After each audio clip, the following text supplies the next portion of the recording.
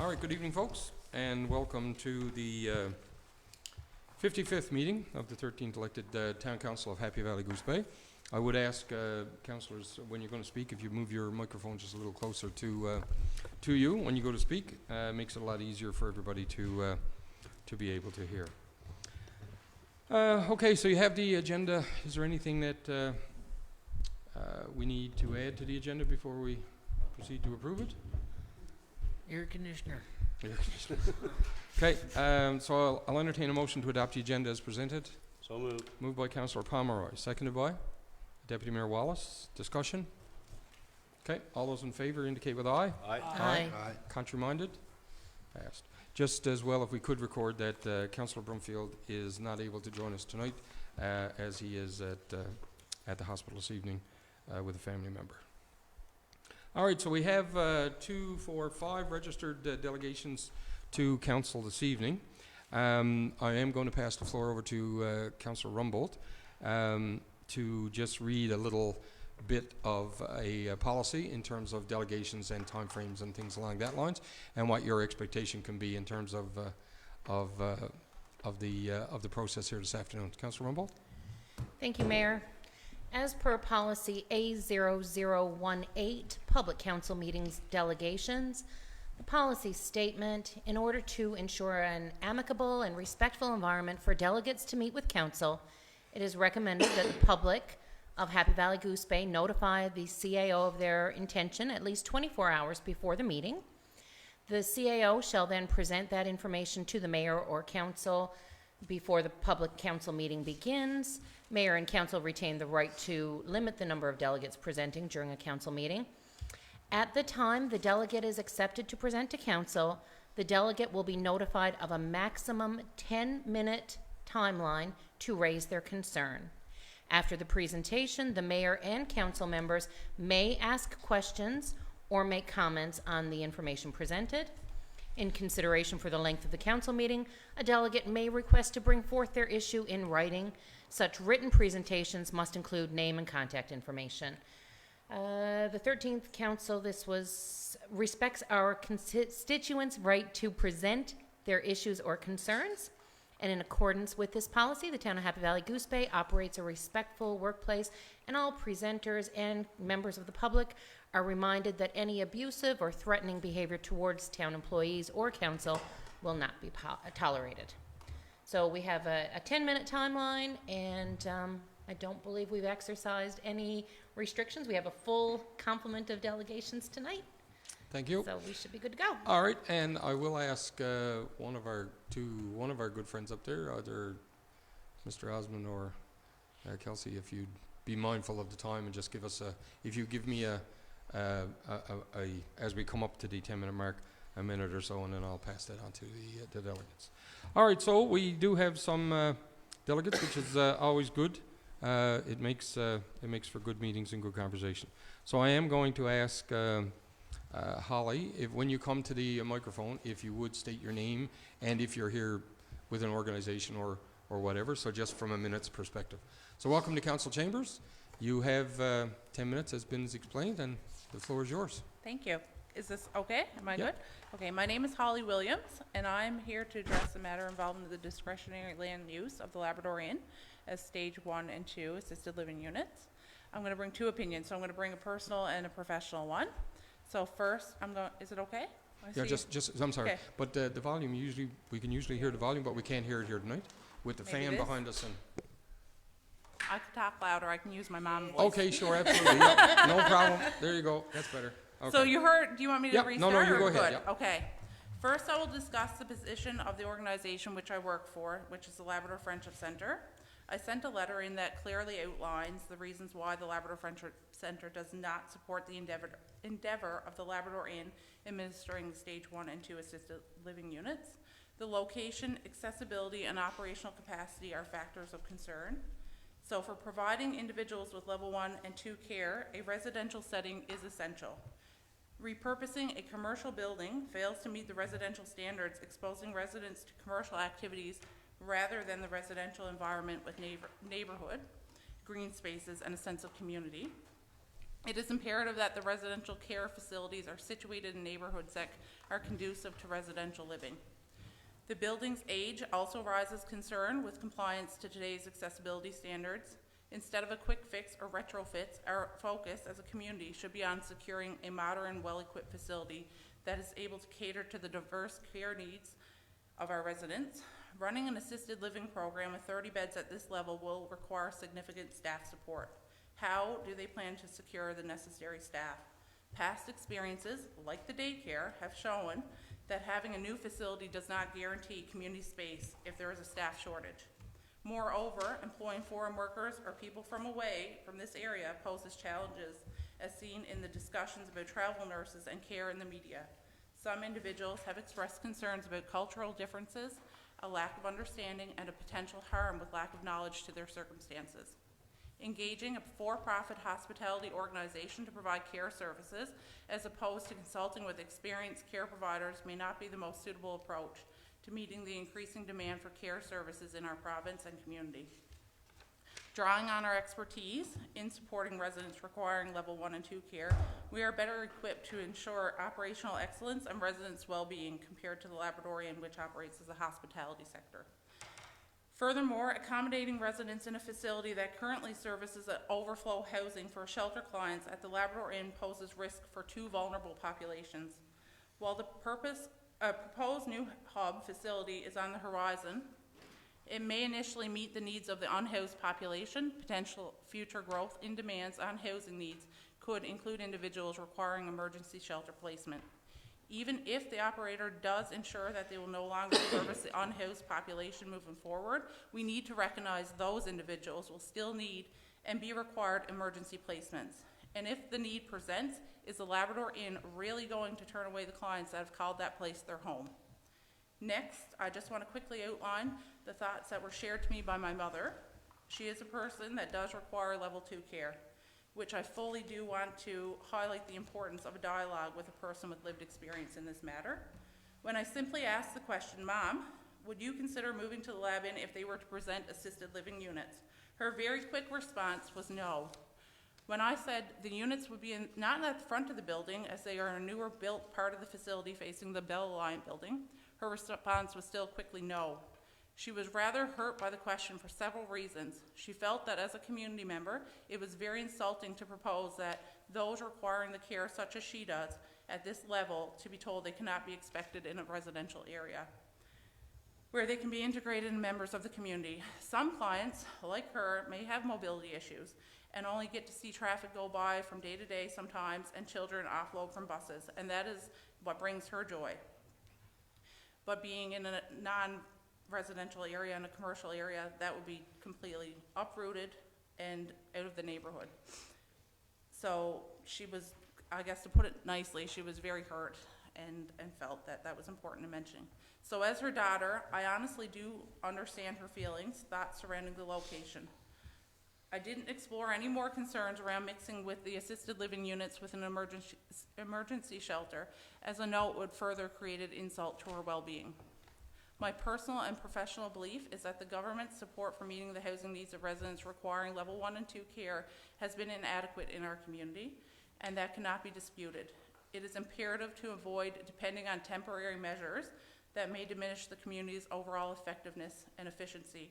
In order to deliver optimal services to residents of our town that are in need of the level 1 and 2 care, I humbly request the Town Council to reject the application for discretionary land use as it was rejected previously. Thank you. Thank you very much. Good? Excellent. No questions? Yeah, no, we're good. All right, so we'll move on. I have Meanie Woodward on my list next.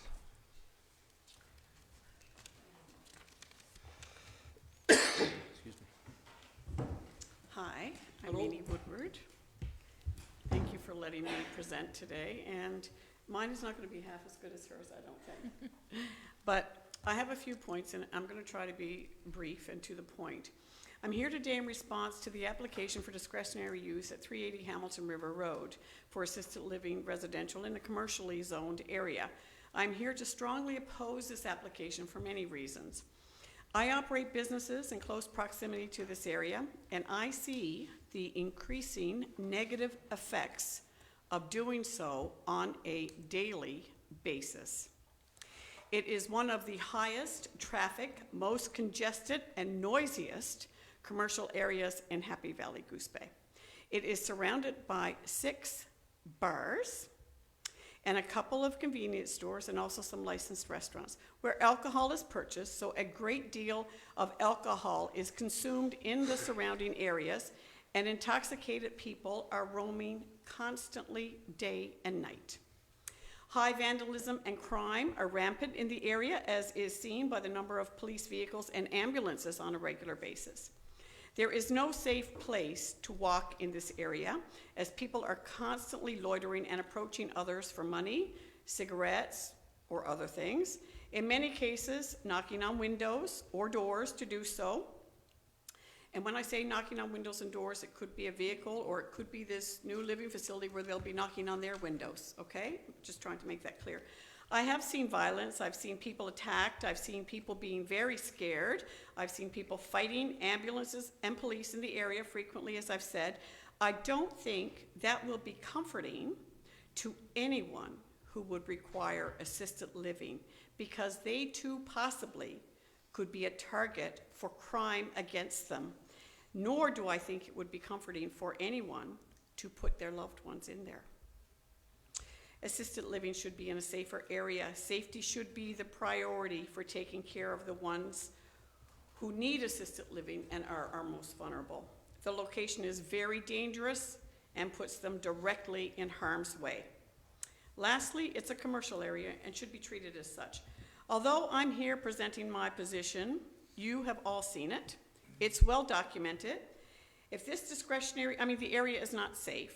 If this discretionary use for assisted living is approved, I do not feel it would be in the best interest of the people who need assisted living. They need a safe place to live in a residential area. I also do not feel it would be in the best interest of the business district surrounding the area, nor do I feel it would be in the best interest of the community as a whole. For these reasons listed and many more, I do not believe that this should be passed by our town council. I respectfully ask you to deny the request. Otherwise, we may be setting a problem into stone that cannot be reversed. And that's it. Thank you very much, ma'am. Any questions? No? Good. Okay, thank you. Thank you very much. You mean? Okay, we'll move to our next delegation. Bill Dormady.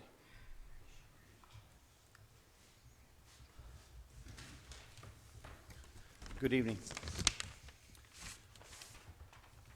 I respectfully bring comments on behalf of our owner, the Fay family, with respect to the application we've submitted to have an assisted living home approved for our facility on our property.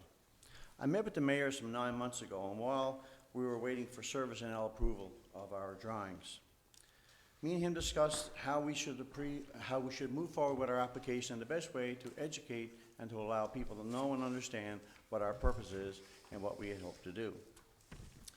At that end, I, in December, wrote a request to the committee as our application was submitted, to allow us time to be able to sit, explain, review drawings, explain our plan,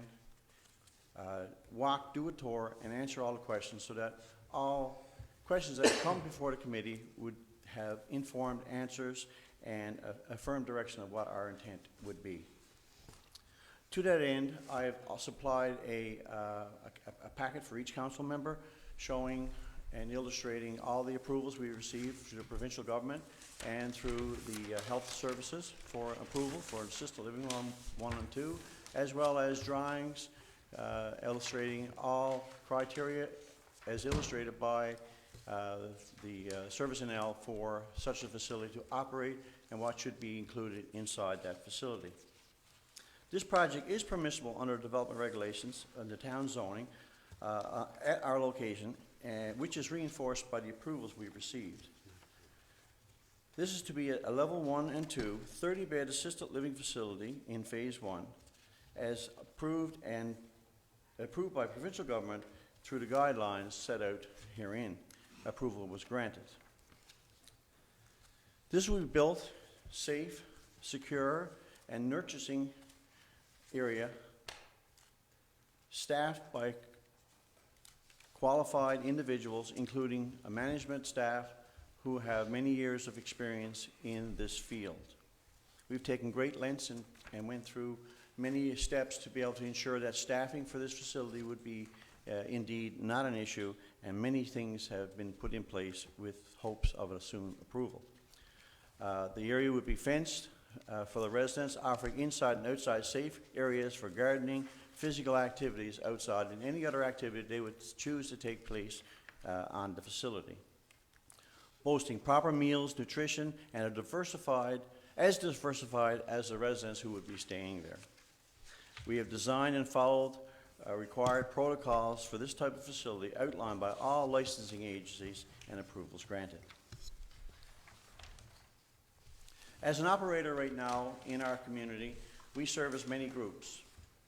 As a hotel, we have many clients, including Newfoundland Labrador Housing, Nunavut Government, Innu Round Table, as well as Mushwa. These people take advantage of our services, and we provide them with open arms and to the best of our ability. We provide safe environment to the best of our ability for all people on our area. But this application today is not to do with the application or with the operation of the hotel as it sits today.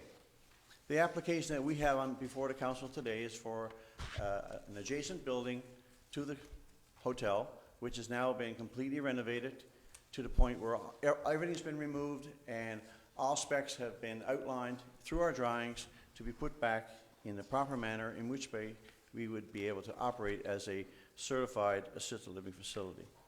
The Fahey family have been operating this hotel in Happy Valley Goose Bay for the past, since 1975, so the past 40 years plus. They're dedicated to a service to the community and to the people who live there and the service groups who wish to take advantage of our services. Upon Mr. Fahey's passing, his son Sean stepped forward, and his vision was to take the service that we were providing to the next level, offering an assisted living 1 and 2 to help secure a very much needed service for our community. I would be lying if I said I don't receive a minimum of 20 calls a week asking when we will be able to offer this service, as the rumor mill has been spinning with what the possibility would be coming for this area. As part of Sean's vision, he wants things to be done properly as prescribed by all legislative parties to provide an area which is safe and be able to accomplish what is meant for its purpose. Much time and money have been invested by the owner to enable us to get to this point where we have all approvals in place by provincial government, health authorities. The last portion would be approval for a permit to move forward with construction. This construction would be inspected by all parties that were licensing this facility and would have to meet the stringent criteria as outlined in our proposal. Phase 1 of our plan, which would be part of a 57-bed assisted living, which we are approved for. The first portion would be 30 beds to occupy what was formerly the back part of the building. This will be operated separately and solely on its own, a separate entrance, separate street access. There'll be no part of this which would be accessible from the front property. Fencing have already been placed around the Labrador Inn and the back areas, with additional fencing to be put in place to help secure the privacy and the safety of any and all persons who would occupy our facility. Phase 2 of this project would see a large piece built onto that back portion, which would house an additional 27 beds to bring us to the 57 beds which have been licensed. The last portion of this project would bring us to the part where we would refurbish the whole front of the building, where it would be acceptable to any and all persons who wish to avail of his services as a legitimate hotel operating inside these town limits. All these endeavors do cost money, time, and commitment. Our owner has brought forward a plan, a dedication, and a commitment to achieve this. When completed, this will be a comfortable place where our seniors, our mothers, our fathers, aunts, uncles, family members, and even ourselves could look to have refuge in our time when we need some help for our day-to-day living. I thank you for your attention, and I urge you to consider all facts before vote. Thank you very much. Thank you, sir. Any questions? Any question? Councillor Palmer. Thank you, Mr. Dormany. Just a couple of questions in terms of the, you had indicated there would be a separate access or a different access. Where would the access come from? The access would be from the back part of the, there's a road that runs behind the property. Bell Alliant is back there, goes on by the side of the garage. And it comes off of Hamilton or off It comes off of Hamilton, that's correct. Okay. Okay. The And, parking lot and main entrance would be back there and fenced separate. okay. And the other thing, you mentioned that the a considerable amount of money and time have gone into this. Is it all private funding, or is it in provincial government money gone into this as well? 100% private money. Okay. When this project is complete, persons and people who would be staying in this property would be funded partially through the government and through their own funding. Other user groups would sponsor people in this facility. Currently at this time, there are some 200 plus people on a list for this type of facility here in this town. Even if we were to move forward and we complete our 57 beds, this does not even begin to put a dent into the need for this very vital service required for this community. Thank you. Thank you for your time. Okay. I do, before you step away, I do have one question, no? On this that you presented to us, it says it's a license for a personal care home That's correct. from NL Health Services. It says interim license. Can you define interim license? Sure. When anybody who's attempting to do what we endeavor to do, prior to any start, you have to apply to the governing body for at that time it was Labrador Grenfell Health, now since become Newfoundland Health under one authority. They have to do an investigation of your site, the need, the facility, if it's going to be able to operate under the criteria that they set forward. This is a lengthy process. It took some 2 years before we got to the point where we even could be considered to move forward. Upon completion of construction, they come in then and do a final inspection before the permanent license would be issued. Thank you. Thank you. Mayor, I got a Welcome. question. Yep, just welcome to Mr. Council. Dormany, you said you briefly touched on the staff. You said you were working on it for a few years. That's correct. So 24 hours staff Mhm. at 57 beds. That's correct. So do you have an idea, like how many staff would you, did you, Of course, this would be done in phases. The first phase would require 35 to 40 staff. At current, a management staff has been identified, ready to move into place when we're at that point. Support staff via housekeeping, waiters, waitresses, food service providers, cooks, so on and so forth. For the first portion, it would be, again, between 30, 35 people. When it's completely opened up, you would expect another 15 or 16 support staff. The kitchen staff and so on would still be so adequate you to would have handle that. trained staff to work with persons that are requiring level 1 and 2 care? Absolutely, yes. And the way the license reads as well is important to note that we have when we accept people in at our current level 1, level 2, we will supply support staff for that criteria. Should someone who's staying with us regress to a level 3, the health authority then steps in and they provide the They automatically increase you to be a level 3, and they provide the medical services until an adequate position for that person can be found in another facility. Thank you. Any other further questions? We'll move along. Okay, thank you, Mr. Dorney. Thank you for your time. Just a point of order, the counselor just showed up. Yeah, I just Oh, welcome. did you mention it? Oh, yes, yeah. I was listening to Mr. Dormer. Yeah. Okay, moving down our list, Mr. Curtis Saunders. It's an honor to stand in front of you. Thank you, councilors. And I have a couple of questions, not questions, I have a couple of concerns. First of all, I want to talk about public safety.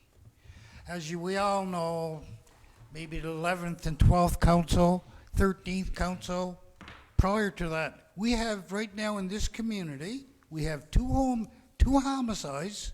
We might have third one. We had a resident staying at the Newman's boarding home. He went missing years ago. We never ever did find him. But we have 2 homicides within the last couple of years. We don't hear nothing from the RCMP. We don't know if our kids are safe to walk down the street. So that's one of my concerns, because I think we have the we don't have the ears of the government. We don't have no RCMP. We have RCMP here, but we have no high crime. Or we do have a lot of crime, a lot of drug use, alcohol use, but we all know that. But that's one of the reasons. But another reason why I come here today was the lack of response from this council regarding your ambulance, the hospital being privatized, the security at the hospital been privatized now. They're being, the firm is from BC. I'm going to raise a point of order. Yes, sir. And as councillor is aware, I am employed with the security group at the hospital, and I'm going to declare conflict. I'm sorry? And I'll pass the council, the chair, over to Deputy Mayor Wallace.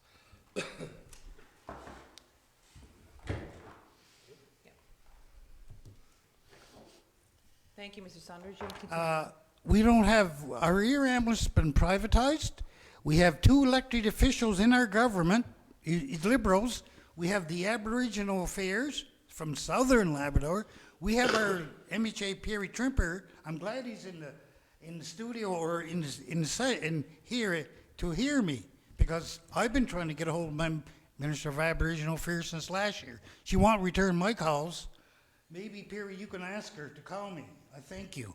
But anyway, in saying that, we don't have nothing from the 13th Council. When the Air Canada was gone out of Goose Bay, we never heard nothing from this council. So, you know, we're getting things privatized. I know the government privatized the nursing. I know the government just spent $35 million on 5 months of nursing at the hospital. We need nurses. We can't get nurses. Maybe they can tap into some of that resources. But that's here and here. But what if it's your daughter or your loved one that got a call for an ambulance? It was only a few years ago. We had a resident down here in the valley waited 45 minutes for an ambulance. And the ambulance is only down the street. So, and they're going to talk about making things better.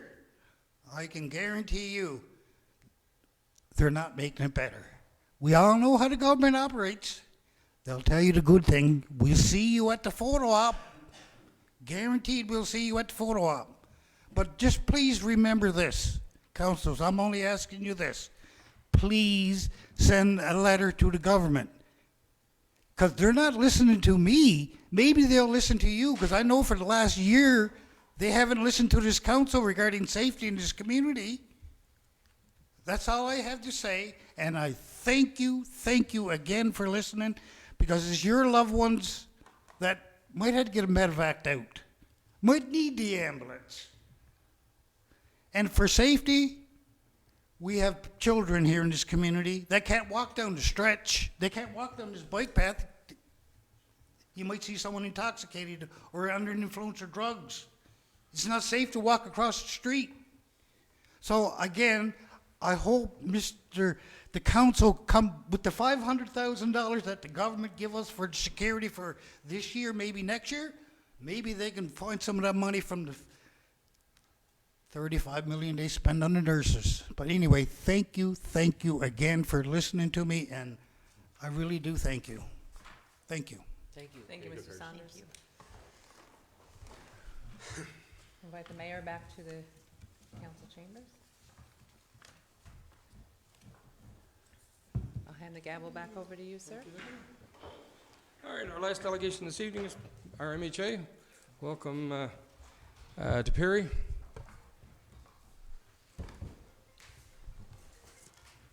Thanks, everyone. Good to be here.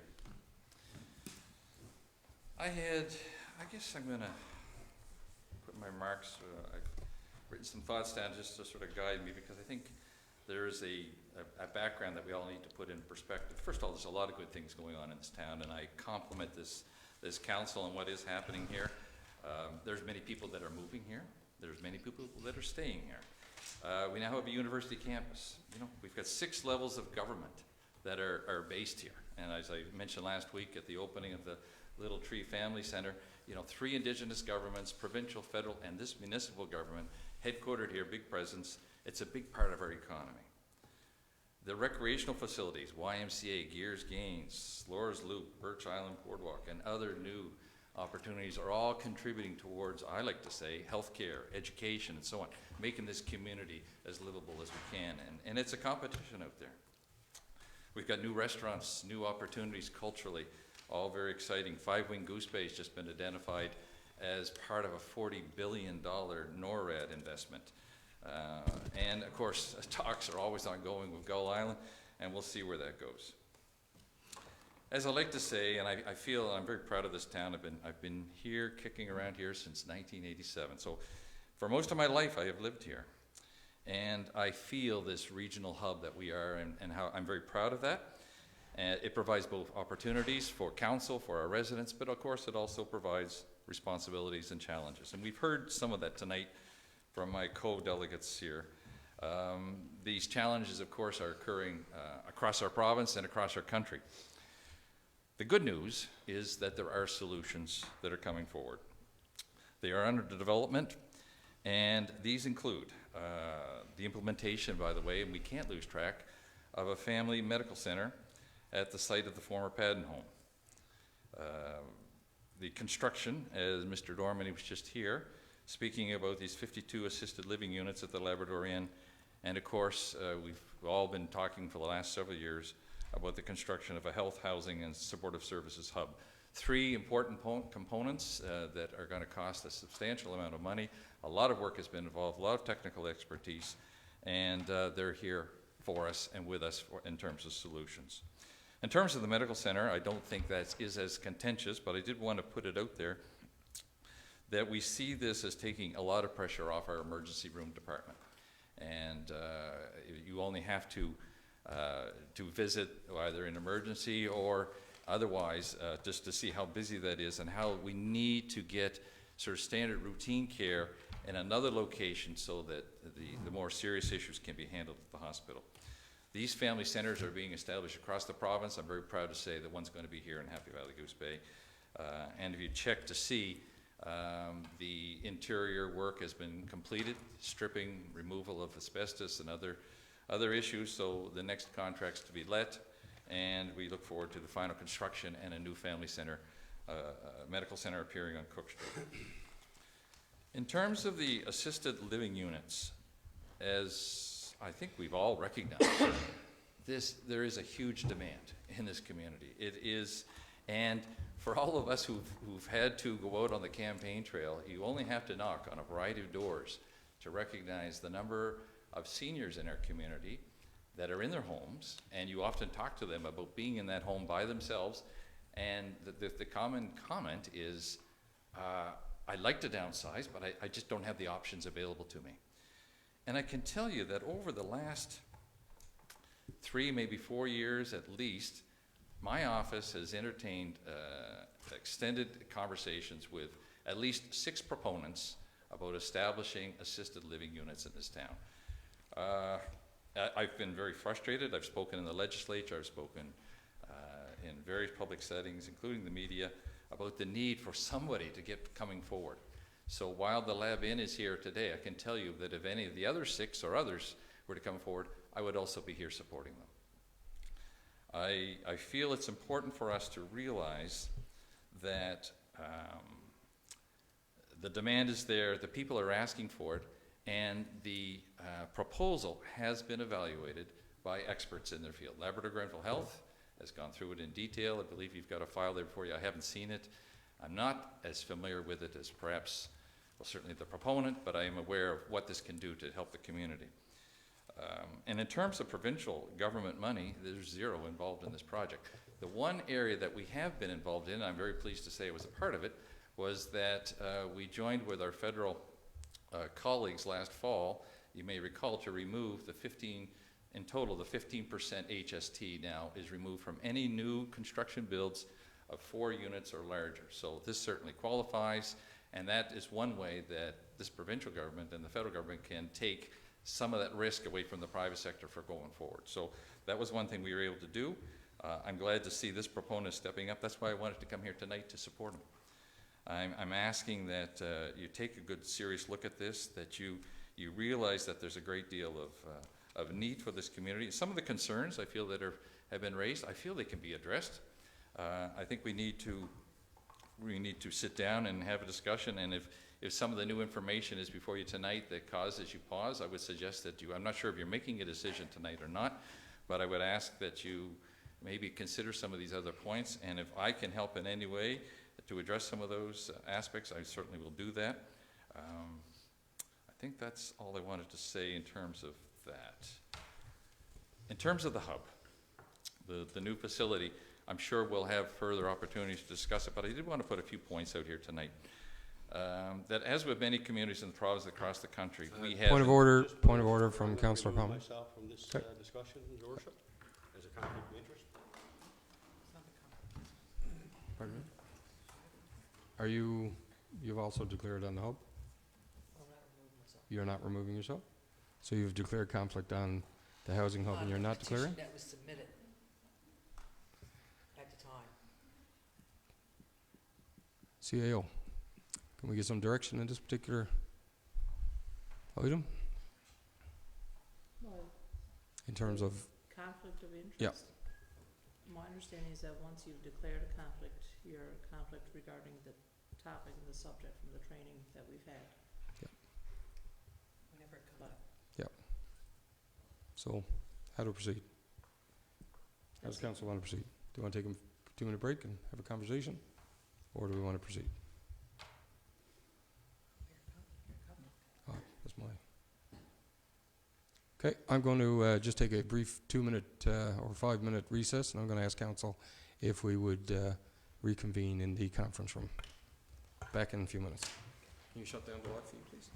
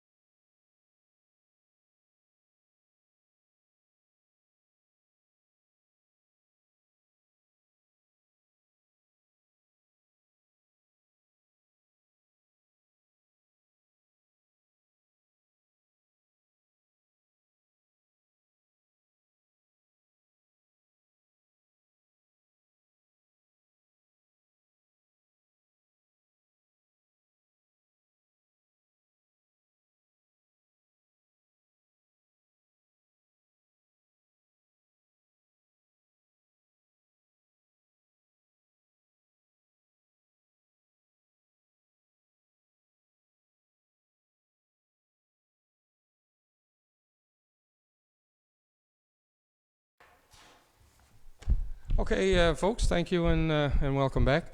I just want to make a note that in the past, certain councillors have declared conflict of interest when we've talked about the new integrated housing hub. In this particular circumstance, the topic of conversation has come up. One councillor who previously has declared conflict and left the chamber area. Other councillors choosing not to do so. So just want that noted in the minutes, if you would be so kind.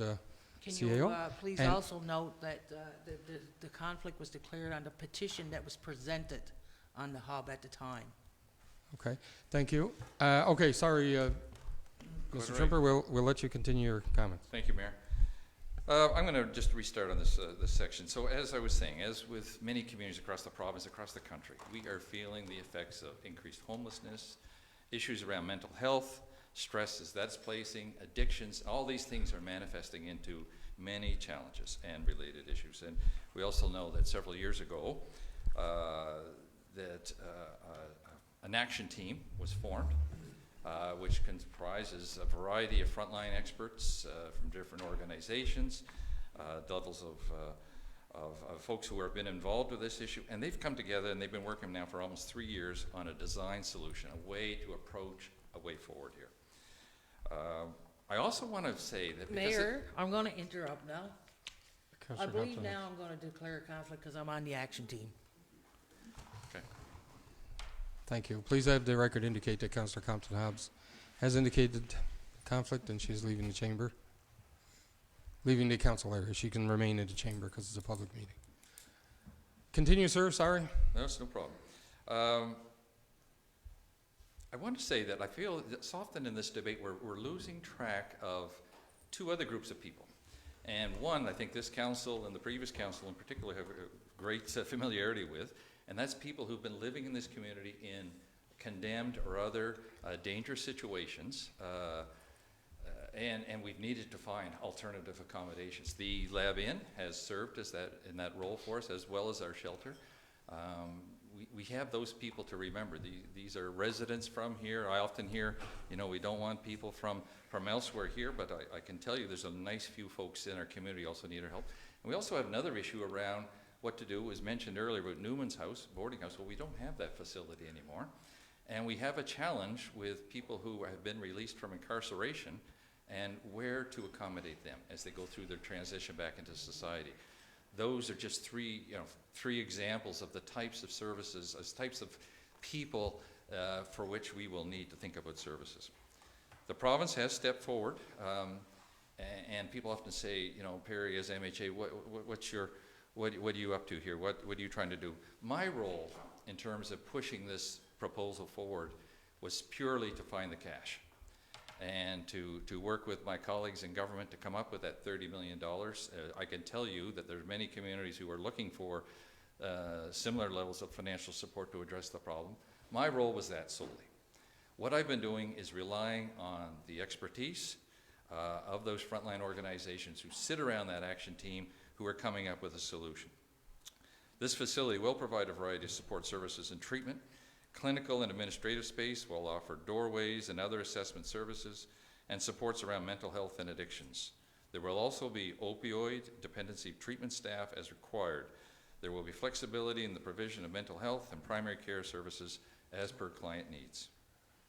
We have So- 1 minute remaining, period. Yep. Okay, so I'm wrapping up. I'm appealing to the council here this evening to support us on all three of these projects.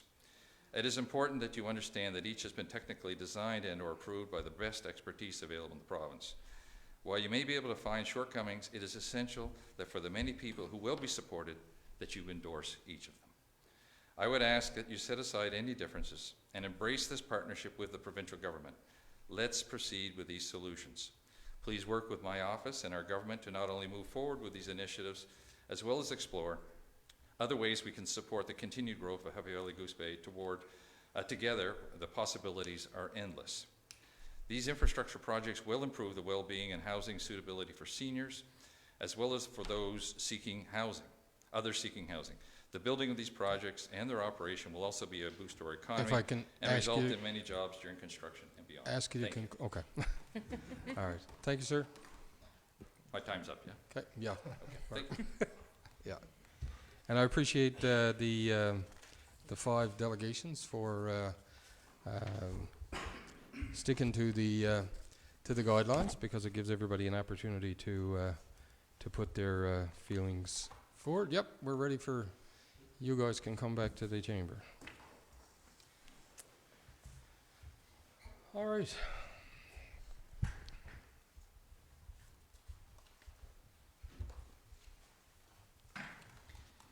And we're going to have their minutes indicate that Councillor Pomeroy and Councillor Compton Hobbs have returned to the council chambers. Okay. All right, so let's move on to the next item in the agenda, which is adoption of previous minutes. We have 3 sets that we'll approve. First one being from the 52nd meeting of council, held on January the 23rd, 2024. I have a motion to accept the minutes as they're presented. Moved by Deputy Mayor Wallace, seconded by Councillor Brumfield. Discussion? Okay, all those in favour indicate with aye. Aye. Contrary-minded? Okay, we've accepted those minutes. The next, entertain a motion to accept the 53rd council minutes, meeting minutes for February 8th, 2024. Moved by? I'll move them. Okay, Councillor Compton Hobbs, seconded by? I'll second it. Okay, Councillor, I got Councillors Rumbold's hand and Councillor Pomeroy, so I'll go with Councillor Pomeroy. Discussion? All those in favour indicate with aye. Aye. Contrary-minded? Pass those minutes, accepted. And the final ones for the 54th council meeting, meeting that was held on February the 15th, 2024. Mover for accepting, Councillor Rumbold, seconded by Councillor Brumfield. Discussion? None? All those in favour indicate with aye. Aye. Aye. Contrary-minded? Passed.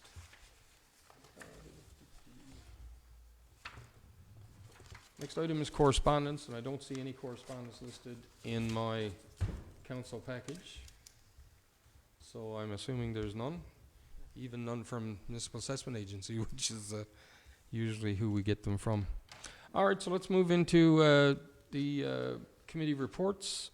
I'll pass the floor to Councillor Compton Hobbs for the Community Planning and Development Committee report. Thank you, Mayor.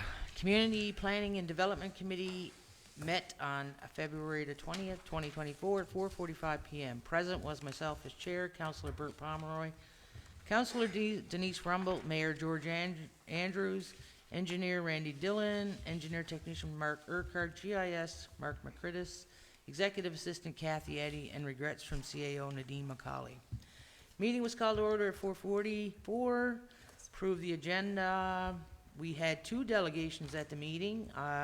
Mr. Curtis Saunders, who was expressing his concerns against the discretionary use land application from Lab Inn, and also Jenny Ring Michelin, who brought concerns opposing the discretionary use land application of the Lab Inn. We reviewed minutes and action items. Got an update on the real property tax. Still waiting for staff to schedule a meeting with Nick Parrott so we can move forward with the real property policy. That's for compliance letters, right? Compliance Okay, letter, yeah. sorry, yeah. All right. We had a discussion on the development development regulation amendments, which I'll bring forward when I do the motions. We had a discussion around 3 Mackenzie. A letter received, they didn't receive the letter, so right now, Engineer Randy Dillon is gonna send a registered letter giving them 30 days to comply. If not, the town will put on numbers and send the owner the bill. The town will advise tenants of change in the numbers. So 3 Mackenzie, we talked about that in previous meetings, so that's where the action item is too on that one. Monthly permit updates, there was none issued in January. We talked about some deferred Crown land applications that I will bring forward. We had some new Crown applications, from Snell Groves to quarry application. We had discretionary land uses, some home-based business, 380 Helmet River Road to Lab Inn. We had a lengthy discussion on the 380 Helmet River Road. And as I said, there was a discussion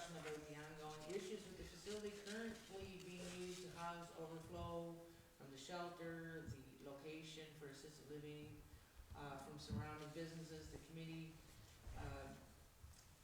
received 9 complaints from residents, nonprofit businesses, opposing to the decision.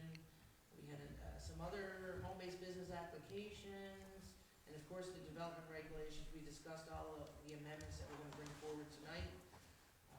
We had a discussion around Joe's Way. The Crown Land application has been approved, so we're happy with that. And our next meeting is scheduled for Tuesday, March 19th at 4:45 p.m. I ask that you please accept my report as presented. Okay, it's been moved by Councillor Compton Hobbs that we accept the Community Planning and Development Committee report as presented. Seconded by? I'll second it. Seconded by Councillor Pomeroy. Discussion? Councillor? Okay, Yeah, I Councillor just Pomeroy? wanted, just for the interest of the public, you mentioned Mackenzie. The issue there is there's an apartment building with numbers instead of letters on each door. So it's confusing for first responders if they show up to an address at 10 Mackenzie and it's actually an apartment and not a civic address. So hopefully we can have that resolved soon, and I don't know if the town engineer has anything to add to that. There's been a follow-up to that recently? No, the letter's in the process of being prepared, and Okay. will be sent out this week. All right, thank you. Councillor Winter? Yeah, that's the same property, Diefenbaker, right, or that's where Megan? Megan, yeah. Megan McKenzie, okay, Yeah. yeah, thanks. And I guess technically the letter wouldn't go out till after it's accepted in tonight's report anyway, right? No, Shouldn't- the yeah. letter could go. We've been dealing with this for months, so. Yeah, we Years. discuss it Yeah. every month, Yeah. last few months, so Well, hopefully now we'll get it done. we'll get it, Sad that it's gotta get to that, but that's it. Any other discussion? Okay, all those in favor with the report as presented indicate with aye. Aye. Contrary-minded? Passed. Do you have a number of recommendations? Bear with me, I have 14. Okay. Okay, so the first one, community planning and development, Crown Lands application 161612, Craig Ackerman.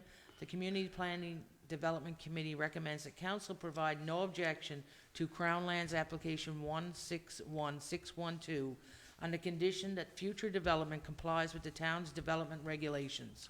Okay, moved by Councillor Compton Hobbs and the CPD Committee. The council will have no objection to Crown Lands application 161612. Seconded by Councillor Rumbold. Discussion? Mayor, I just mentioned this one was submitted, I believe it was in August, and we just got the approval from NAVCAN, so. Yep. And just to add, this is in relation to Crown Land on the Trans-Labrador Highway, correct? Yeah, Yes, I yeah. thought we had mentioned that in this, we were going to put the location, especially for this kind of approval, when we're doing we were going to, Crown's Land application means nothing to anybody, 161612, unless you happen to be the owner and would remember the number. But just so that it indicates from the perspective of where it is or what it is. And again, in the home-based business thing, I think we had the same discussion about what it was going to be at a particular address. Any further discussion? Okay, all those in favor indicate with aye. Aye. Contrary-minded? Passed. Next one, please. Crown Land application 161613, Colton Hillier. The Community Planning Development Committee recommends that council provide no objection to Crown Lands application 161613 on the condition that future development complies with the town's development regulations, and this is on Churchill Road as well. Okay, moved by Councillor Compton Hobbs and the CPD Committee. That council has no objection to Crown Lands application 161613. Seconded by Councillor Winters. Discussion? Same thing? Yep, same issue. With NAF Canada. Any further discussion? Okay, all those in favor indicate with aye. Aye. Contrary-minded? Passed. Next one, please. Crown Land application 16113, Snellgrows Limited, 36 Grenfell Street. The Community Planning Development Committee recommends that council provide no objection to Crown Lands application 162, I see a typo, 322. What's the 162322 is the correct number. correct Okay. number? Okay, 162322, on the condition that future development complies with the town's development regulations. Also, the owner is to be aware that the northern section of the property is zone OSTP, open space trail parks, which has its own restrictions. Okay, moved by Councillor Compton Hobbs and the CPD committee that the council have no objection to Crown Lands application 162322 with the noted condition about the northern section. Seconded by? I'll second. Okay, Councillor Pomeroy. Discussion? Deputy Mayor? Hi, thank you. Just on this one, I was looking on the map and drove by. I'm just trying to, where exactly is 36? 36 as you come by, you have the bank on Well- the corner. Yeah, I'm gonna pass it over to the engineer. Can you provide us with that information? Do you have it there in The front of little you? tree is in front of, This 36 is applicant. the RBC building. Yeah, it's the RBC. but it's not on the basically. map as Yeah. that. On the map, you have the Royal Bank across Yeah, the Your street. Worship? Yeah, it is, yep. If I could Yeah, just that's jump in okay. and get this done quick. Yep. It basically, the building that the Royal Bank is on is It's Crown 36 Land, square foot. and that the lease for that Crown Land had expired a few years ago. Yep. And I'm not sure what the intentions are of the owner, but anyway, he's applied for Grant. that portion of the Crown Land as a grant, as a Crown Land application, as well as a portion to the north of that, which is open space parks and trails, which is basically where right behind the bank itself. Yeah, I think it's safe to say that it was all the same plot. It was But all the same portion of plot it land, during but it the- was two different zonings. Yeah, portion of it during the last, But my question is relating Over directly to the the side map, of Kelly Ways. where the map says here, and the Royal Bank is nowhere near that. Royal Bank's over here. They're two separate lots. On this oh, map. it's the wrong map. You're looking at the wrong one. Yeah, the map that 36 was to Grenfell, council, I've highlighted it. at committee, the, There's Snellgroves. Royal Bank not is Snell here. Groves, no, the Royal Bank This building. is the Royal Bank. Not their, not Okay. their, There's Royal Little Bank. tree is here, goes down this way. yeah, yeah. Royal Bank of Canada, It's over by right They here. used to be. Yeah, So why is the that's map the not old, reflecting? because that's the old, Yeah, I know, the, but on Crown Lands map, it's the original, it's the original grantor, or grantee. So this is That's not why. the applicant here? Yeah. This is. It's the current Royal Bank building. Yeah. It is right here. This is right now the Yep. Ken Center. Yep. Once upon a time, the Royal Bank occupied Used to be that, there. and Crown Lands don't update it as Yep. it changes. Gotcha. So, just to be clear, just so it clears up that confusion, the Crown Lands map aren't updated, so it's only the original grantor or leaser or whatever, so they don't update their map. So in the map that you're seeing, the Royal Bank, Yeah, it's not even. yeah, what we're referring, so in the committee that staff had, the map from Eagle View showed where it is the current Royal Well, Bank. when we're sending out the packages, can we send out the Eagle View map as opposed to an incorrect, outdated map? I believe that's In part the of the pack- That's application. probably their That's the application, Crown probably, right? Lands. Yeah. Where's the Eagle View one in here? It's not Well, it correct. would have been, no, but that would have been in the package. There is a copy, Your Worship, Yeah. in the council package Yeah. of the actual map, the Eagle View map. So I printed the wrong one. We went I did through the it in Crown Yeah. Lands committee. one as Yeah. opposed to the Eagle View one. I think you did the application one as opposed to the, We yeah. did go through it in Yeah, committee. yeah, it was, Thank it you. was Sorry there. about that. So, and the reason part of it includes OPTSD is that the portion of the parcel of land, because of the last development regulations, includes a portion now there's an old trail there. Right. And that's been zoned OPT, and that's why we wanted to make it clear that does have restrictions for the owner, so. Okay, thanks. Any further discussion? Okay, all those in favor indicate with aye. Aye. Contrary minded? We're passed. Next one, please. Crown Land application 71113162 Quarry. The Community Planning Development Committee recommends council deny the quarry application 71113162 on the grounds that industrial general is not zoned for mineral extraction, including sand. Okay. Moved by Councillor Compton Hobbs and CPD Committee that council recommend denying the quarry permit 71113162 on the noted grounds. Seconded by Councillor Rumbold. Discussion? Councillor Palmer? Yeah, I guess the key word here is it's not permitted in that zone. Yeah. So there's other areas in town that, Yeah. within the land municipalities' boundaries, that people can apply for permits, but that zone is not permitted for that type of use. And also, it's one of the only industrial general zones. It's the that we only have. industrial Yeah. general zone in the town, yeah. Mr. Councillor Dillon, Pump? I don't know if Mr. Dillon can clarify, we did have the discussion in the meeting that just down the road, there was areas that Yeah. possibly could be Okay. applied for? Mr. Dillon, did you? Yeah, no, that's correct, Councillor, but like Councillor Palmer said, that is the only industrial general area and it's not permitted in that particular Yeah. And along the dump road, for instance, which is not that far from this particular location. Councillor, Well, that was my question, because I'm looking at the map, and I don't really know where this is, but that's the dump down there. right? yeah, so I think this, Yeah. this particular one, if I recall correctly, is on the Northwest River Road side of, if you went down to the dump road, it's on that Northwest River side, like to Yeah. the eastern side, whereas the rest of the Sancors are in that dump road area and things. right? Yeah. So, yeah. So that's the reason it was denied, it's not a permitted use, so. Yeah. All right, any further discussion on that one? Okay, all those in favor indicate with aye. Aye. Contrary-minded. Next item, please. Home-based business, 39 Michelin Street, well preserved. The Community Planning Development Committee recommends council support and approve the home-based business application at 39 Michelin Street for well preserved, which will operate a preserves company subject to compliance with all the town regulations and conditions. Okay, moved by Councillor Compton Hobbs and the CPD committee that council support and approve home-based business at 39 Michelin Street called Well Preserved that will do and conduct the following, or the noted business.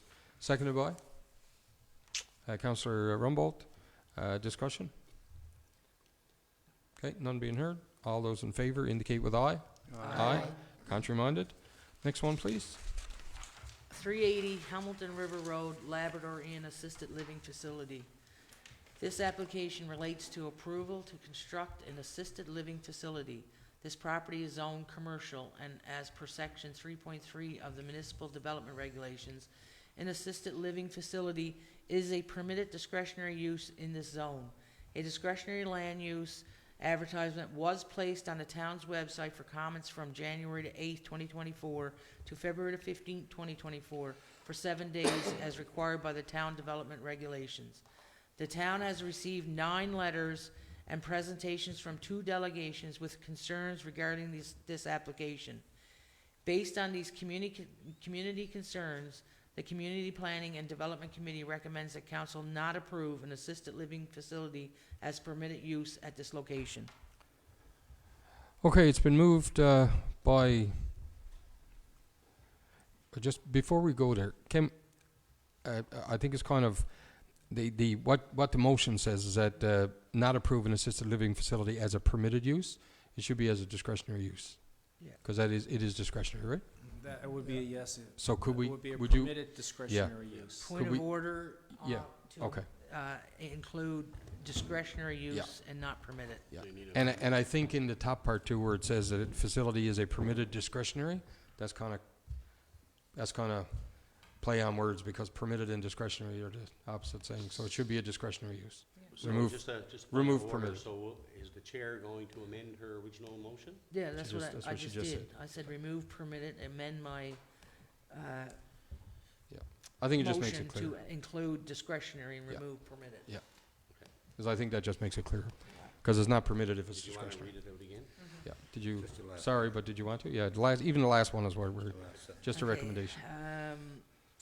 Based on these community concerns, the Community Planning and Development Committee recommends that council not approve an assisted living facility as a discretionary use at this location. It's been moved by Councillor Compton Hobbs and CPD committee that council recommends a recommendation that council not approve an assisted living facility as discretionary use at 380 Hamilton River Road. Seconded by Councillor Pomeroy. Discussion. Mayor, I'd like to Yep, speak to this sure. because I did a lot of research. I went up to the lab in. I did the walkthrough. I seen everything was up there. Do I get that we need assisted living in the community? Absolutely, I do. And I seen the amount of money and work that's been put into the lab in to, make it an assisted living building. I spoke to a lot of people in the community. And part of our decision when we are, we have to take in consideration the comments and the pushback we receive from the community. We have to take that into consideration when we're making our decision. I felt that I needed to do a lot of research to have an informed decision here tonight. I just didn't want to go out on a wing and, not know what I was talking about. I met with Mr. Dormany. I did the walkthrough. I did the tour. I talked to people in the community. It's a great building. The location, in my mind, is not ideal. We want our, people who are dealing with assisted level 1 and 2 to have peaceful living. And he showed me that there would be benches and outdoor parking benches and grass and whatever, and that was great. But I feel the location is, it's in a commercial area. And I'm going to say a little bit on my own experience. I have 2 uncles who are in a personal care attendant home. They live in a residential area. I can't imagine them living in a commercial area like that. And again, there's nothing against Mr. Dormady or the Fahey's. I did my homework on this. I did a lot of background information, and the location is just not ideal for me. Okay, Councillor Brumfield. Okay, yeah, I'd like to apologize for being late. I basically came in when Mr. Dormady was speaking. My issue or concern is, as Councillor Compton Hodge mentioned, that this is in a commercial area. That's the biggest concern that I have, and basically, I read all the submissions that we received. My question is, is assisted living, is this basically also going to deal with the transient population as well, or is that part of this? I can't answer that question. I asked that question, and I was shown that there is a firewall put up between the old section and the new section, which there would be no access for them to go through. And the intention down the road was to have a medical facility there for assisted level 1 and 2. But there's still integration, and like I said, the peaceful living, and no matter what operates on that other side, you have to think about the peaceful living for persons who are dealing with level 1 and 2. Who will be paying for their staff then, do you know?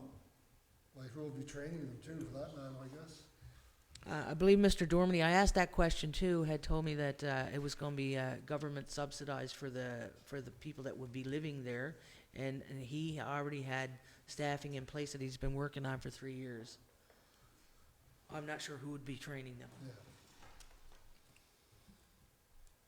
Any other discussion, Councillor Bowman? Yeah, I echo the concerns of my fellow councillors. I believe, and I've talked to a lot of people as well, that the location is the biggest issue for me. I mean, it's the busiest part of town. You arrive at a very busy intersection. There's a lot of activity taking place there now that's not, not something that appeals to the community overall. And there are other issues as well regarding, as Chair of Finance, that I probably won't disclose here tonight.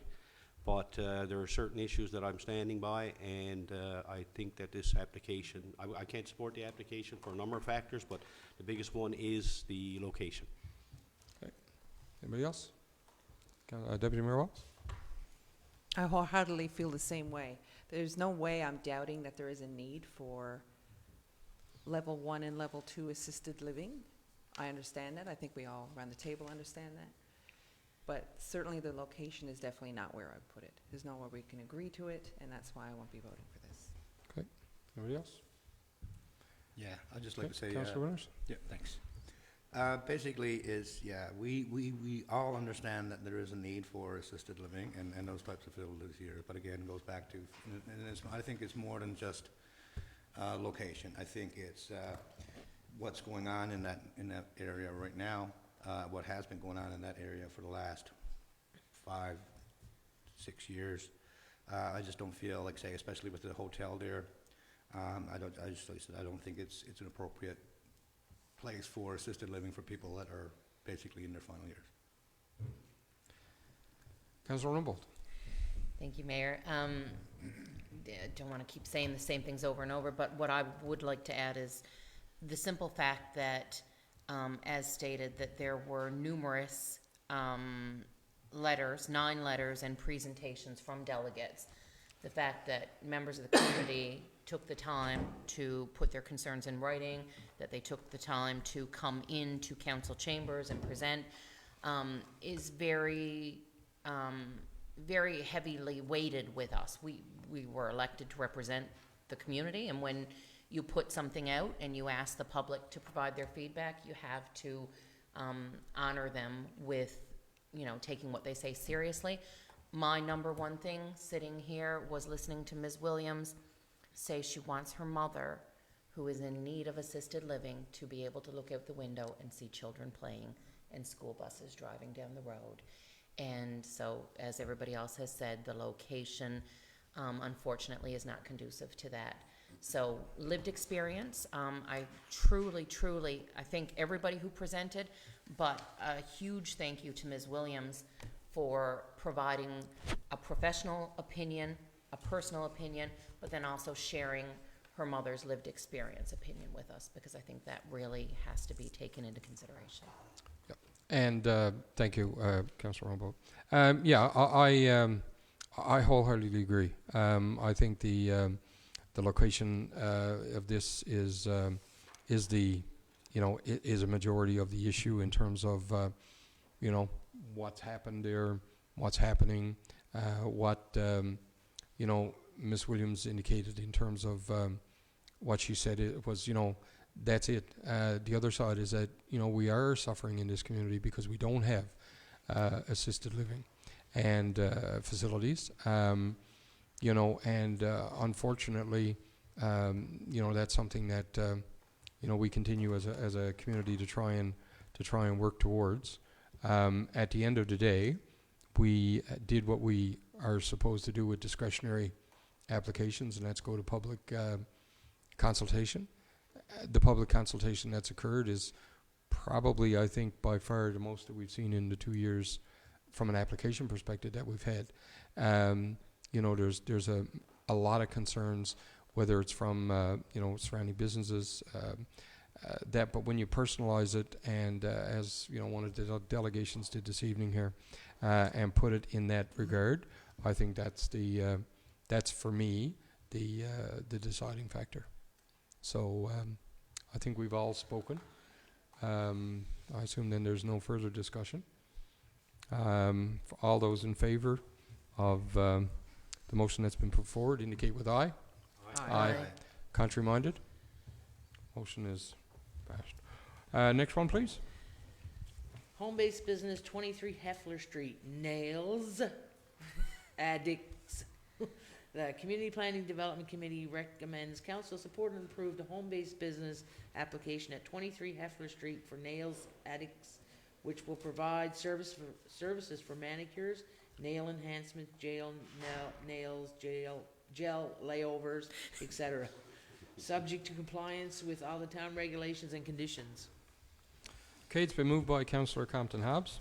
Second, that we approve a home-based business at 23 Heffler Street as detailed. I wasn't quite sure there's so much you could do with nails, but okay. Tongue twister. Yep. Drive them. Yeah. Seconded by Councillor Rumbo. Discussion? All those in favor indicate with aye. Aye. Contrary-minded? Passed. Next item, please. Development Regulations Amendment Number 1, Doggy Daycare. The Community Planning Development Committee recommends council support and approve the Happy Valley Goose Bay Municipal Plan Amendment Number 1, 2023, and Development Regulations Amendment Number 1, 2023. The purpose of this change is to add the use kennel to the industrial commercial zone. The intent of these changes is to enable the operation of a boarding kennel on Halifax Street.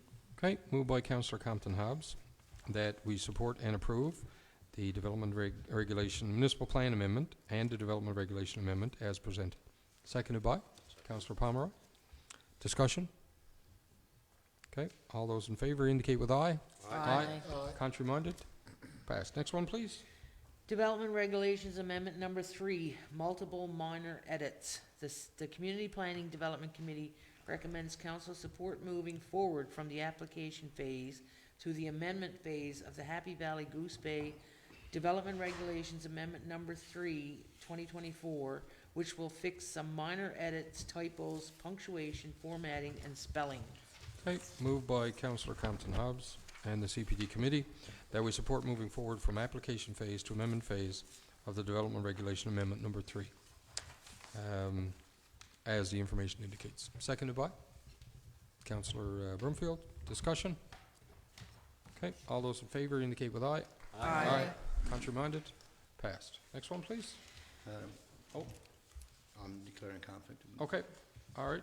So just make the minutes indicate that Councillor Winters is indicating conflict with the next amendment, or the next motion due to family relation. Oh, okay. Yeah. I was trying to figure what. It's the joys of living in a small town. Okay, so he's left the council area. So continue, please. Development Regulations Amendment number 4 and MP Amendment number 325, Montagnus Pearl Winters.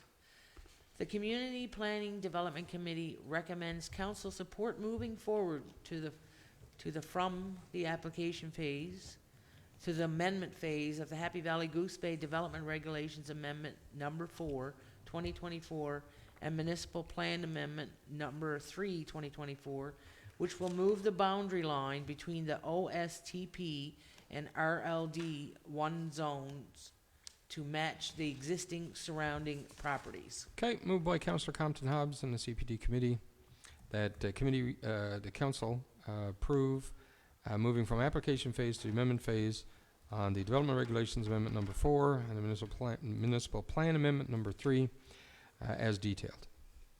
Seconded by Councillor Rumbold. Discussion? None being heard. All those in favor indicate with aye. Aye. Contrary-minded? Passed. You can come back to the council chamber, sir, council area.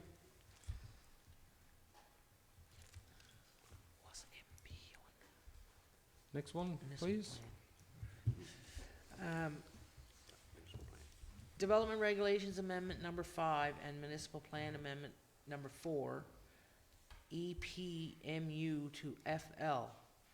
The Community Planning Development Committee recommends council support moving forward from the application phase to the amendment phase of the Happy Valley Goose Bay Development Regulations Amendment number 6, 2024, and Municipal Plan Amendment number 5, 2024, which will change the land use zone of this area from EPMU to FL. Okay, moved by Councillor Compton Hobbs and CPT committee that we support moving from application phase to amendment phase for the Development Regulations Amendment number 5 and the Municipal Plan Amendment number 4 as presented. Seconded by Councillor Rumbold. Discussion? Councillor Rumbold. Just to clarify, Mayor, because that's a whole mouthful, EPMUFL, and no address was even included in this one again. So just for those listening, EPMU stands for Environment Protection Management Unit. FL is federal lands, but this actually refers to the Birch Island Road area. So for anybody who's wondering, it's a change to from application to amendment. So it's already been before us before, but it's not in a residential area. It's the Birch Island Access Road. And it's the legal way that we have to do amendments in terms of development regulations and the municipal plan. Okay, further discussion? Yeah, just on that one, just for more information, and town engineer can correct me, but the Nature Conservatory of Canada is looking at protecting certain areas within the community, including parts around Birch Island. And this land was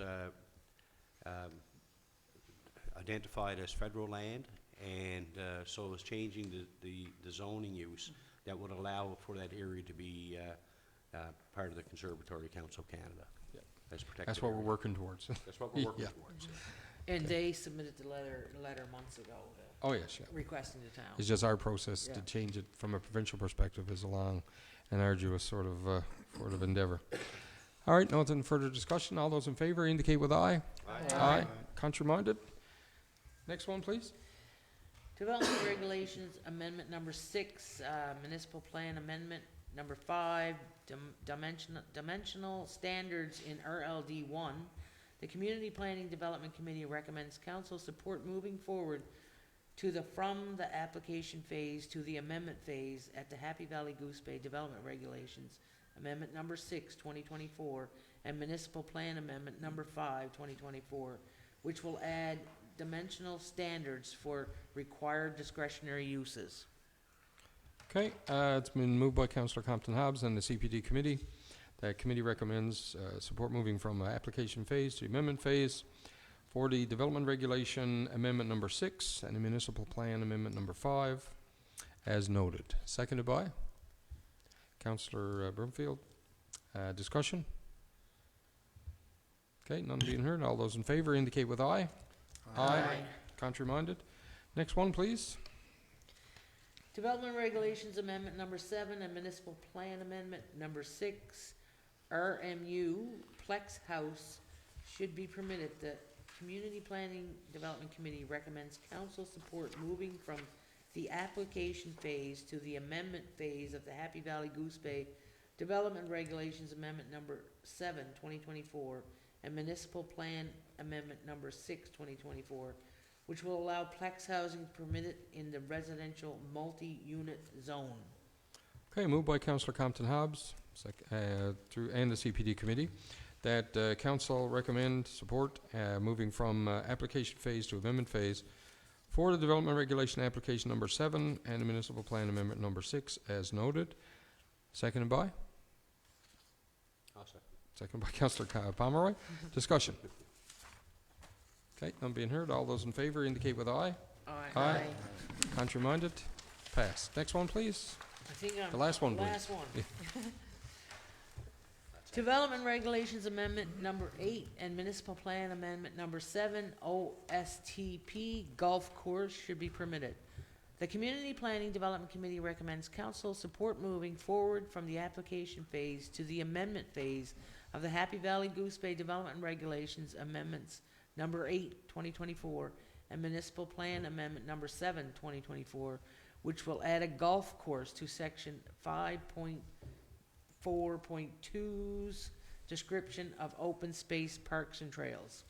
Okay, it's been moved by Councillor Compton Hobbs, or just one second. Can we fix which is either OSTP or OSPT? I know. In the top we have OSTP, and in the bottom we have open space parks and trails. I think PT is the correct one, but I'm not. Should be OSPT. That's PT, right? PTP, Yeah. it's In which backwards. case, in I think our previous motion, previous might to have it an was error. wrong. But the intent is the same. Friendly amendment Okay. to the motion, description of open space trails and parks. Okay, moved by Councillor Compton Hobbs and the CPD committee that council support moving from the application phase to the amendment phase for our development regulation amendment number 8 and municipal plan amendment number 7 as described. Seconded by I'll second. Councillor Pomeroy. Discussion? None? All those in favor indicate with aye. Aye. Aye. Contrary minded? Passed. And I think the intent of all these changes, or not so many, I guess, changes or slight amendments to our development regulations and our plan, is just that as we go through different things with applications and various things that happen, we're just tidying up our development regulations and our municipal plan. One document feeds the other, so we go through the public process if need be with the commissioner and that kinds of stuff. So it's a long process and it comes to council a few times. So that's the reason for those 7 or 8 changes here this evening. Thank you, Councillor Compton Hobbs. Anything from your committee? No, Mayor, that's it. All right, sir. All right, ma'am, sorry. All right, let's move into community service and recreation. Pass the floor over to Councillor Rumbold. Thank you, Mayor. The Community Services and Recreation Committee met on Tuesday, February the 13th, and our meeting was called to order at 12:05 p.m. Present were myself as chair, Deputy Mayor Ella Wallace, Councillor Hayward Brumfield, CAO Nadine McCauley, CD Manager Greg Osmond, Director of CSR Travis Ford, Executive Assistant Kathy Eddy. Our agenda was approved as presented, and we had no delegations or presentations. Previous minutes and action items were reviewed. There were no errors or omissions detected in our previous minutes. All action items were reviewed, and all items were carried forward as unresolved. All action items remain unresolved and have been carried forward for future updates. For new business, discussion was held on a winter carnival.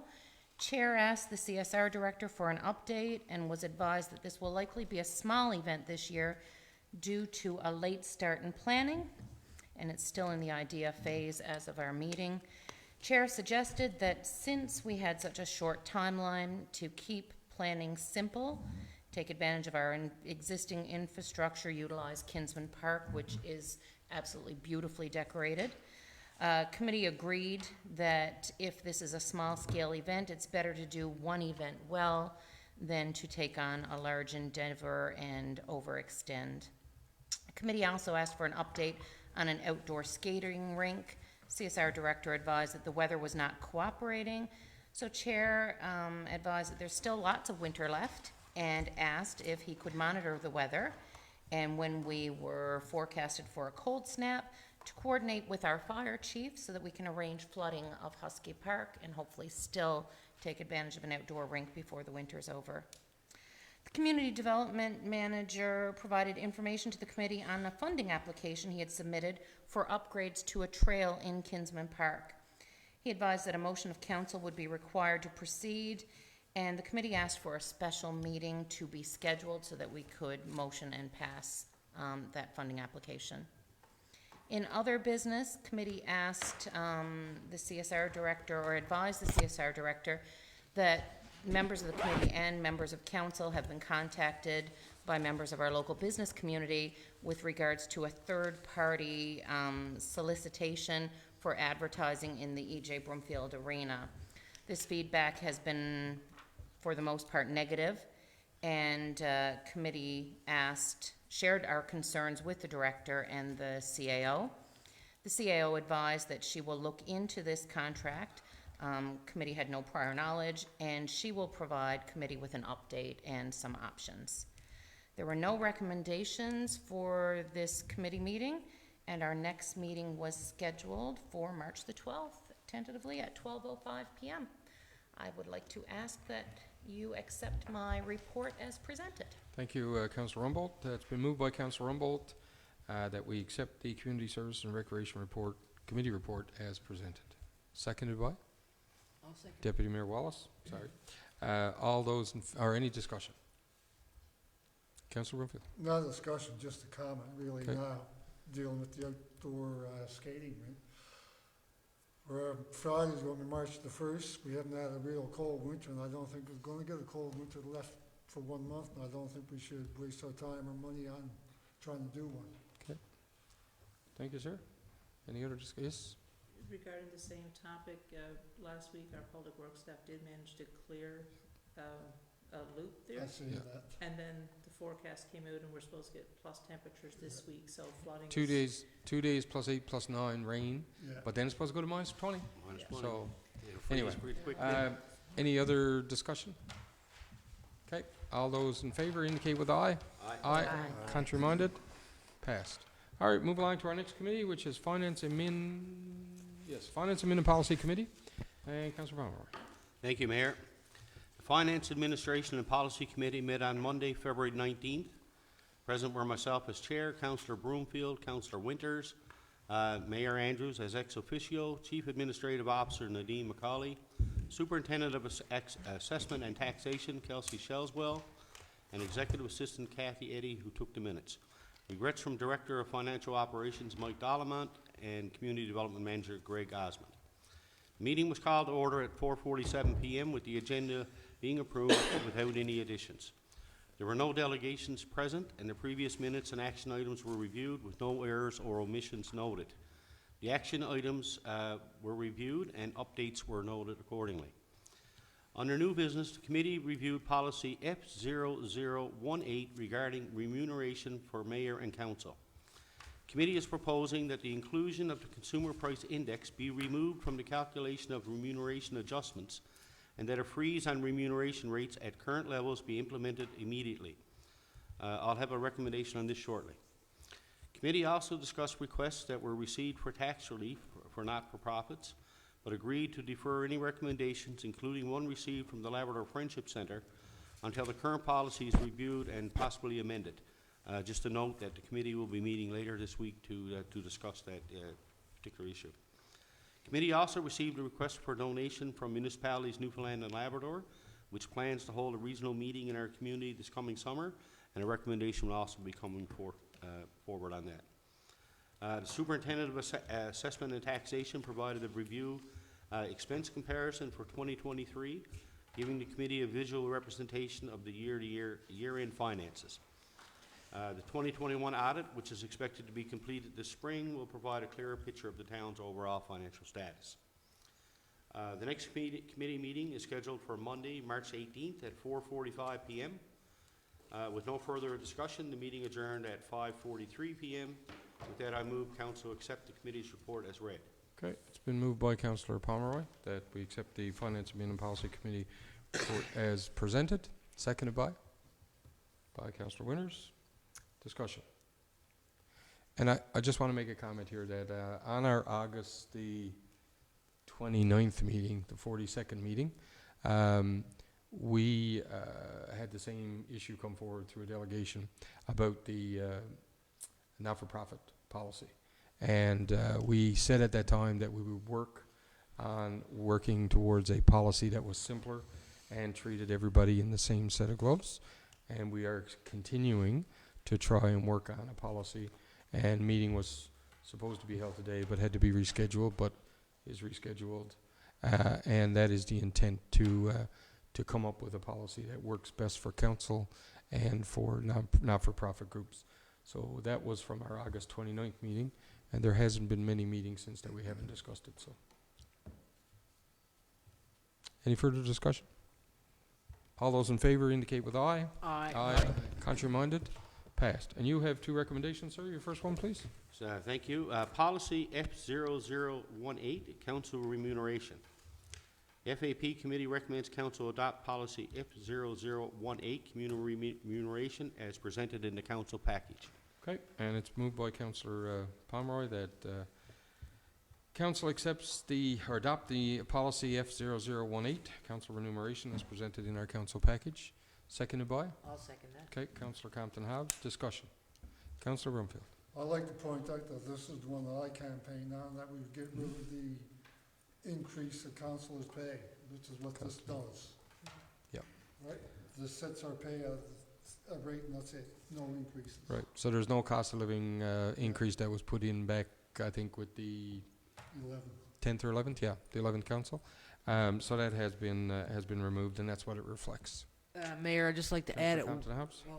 Just like to add that it wasn't discussed at the first budget you were elected, but it did, I don't know if it came up in your first budget, but it wasn't changed. Yeah. It was changed in this budget.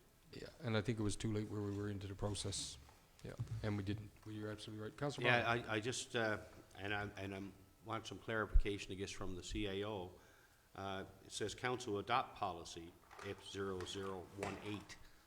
The policy already exists. Are we just amending the current policy? We're not adopting a new one. Correct. We're amending. So it needs to be, just as a point of order, Your Worship, I think the motion should read, I can make an amendment to the motion. I know we seconded. I would like to you made the motion, right? Yeah, I would so like somebody to should make a friendly amendment to it, to You read want- that. Okay, Councillor Brumfield, you'll make the friendly amendment. Yes, I'd like to make a friendly amendment to The the motion. proposed motion. I'd like it to read as follows. The FAP committee recommends council amend policy F0018, council's remuneration as presented in the council package. And you accept it? Yes. Okay, so we've accepted that. We've made that friendly amendment. Any further discussion? Okay, all those in favor indicate with aye. Aye. Aye. Contrary-minded? Passed. Next one, sir. Contribution to municipalities NL regional meeting. The FAP committee recommends council contribute up to $500 to the municipalities Newfoundland Labrador regional meetings to be held in Happy Valley Goose Bay this summer. Okay, moved by Councillor, what? Was there change? September. Oh, in September, okay. Okay. We'll just say the meeting. I thought it was in July. Yeah, okay. It was in July. It must So, have got changed since the committee made by- meeting? Okay. Motion made by Councillor Pomeroy and the FAP committee that council contribute up to $500 to the MNL regional meetings being held in Happy Valley Goose Bay. That's what the motion reads. Seconded by Councillor Brumfield. Discussion? Okay, all those in favor indicate with aye. Aye. Contrary-minded? Passed. Okay, we move down to our next committee, which is Municipal and Protective Services, and I will pass the floor to Deputy Mayor. Thank you very much, Mayor. The Municipal and Protective Services Committee met on Monday, February 12th. The meeting was called to order at 4:44 p.m. In attendance was myself, Deputy Mayor Ella Wallace, Councillor Jackie Compton-Hobbs, Councillor Todd Winters, CAO Nadine McCauley, Director of Engineering Randy Dillon, Director of Protective Services Brad Butler, Superintendent of Water and Sewer Keith Pye, Superintendent of Public Works Randy Chambers, and Executive Assistant Kathy Eddy. Approval of the agenda was presented without any errors or omissions. Engineering Department report in the Investing in Canada Infrastructure Program. The IFA documents have been submitted, reviewed, and now approved. The tender documents have been approved for tender and expected for construction this summer. The multi-year capital works program and D42 pump upgrades. The delays were encountered in getting the ground penetrating radar data that has now been resolved, and the IFA documents are expected to be submitted soon for construction this summer. Lawrence O'Brien pumping upgrades.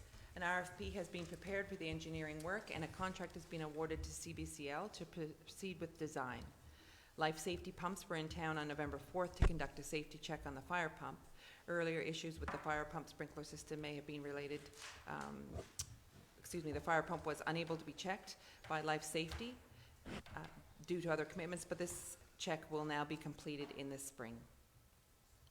I'm pleased to advise that the Canada Green Building Council has awarded the Labrador Wellness Centre the LEED Canada Silver Certificate.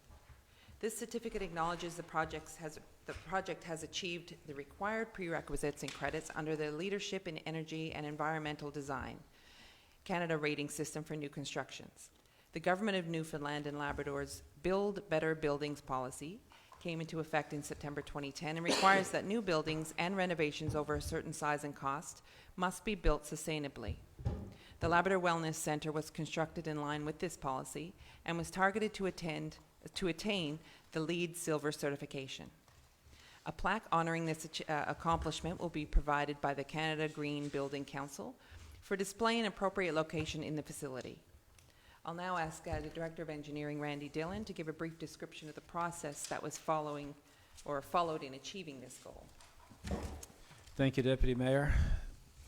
The LEED Green Building Program is the preeminent program for the design, construction, maintenance, and operations of high-performance green buildings. The LEED program logo is a globally recognized symbol of excellence in green building. The Canada Green Building Council holds license for the LEED trademark in Canada.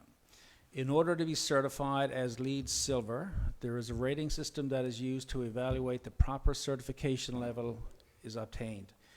Some of the factors that the LEED program evaluates and for which the Labrador Wellness Centre received credits are sustainable sites, water efficiency, energy and atmosphere, indoor environmental quality systems, etc., innovation in design, and regional priority.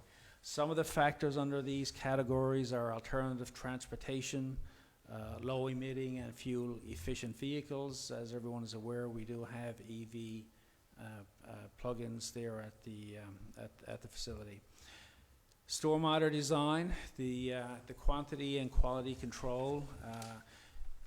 We also have, it's a net zero runoff on the facility on the parking lot on the facility for stormwater drainage, and water use reduction in the facility itself.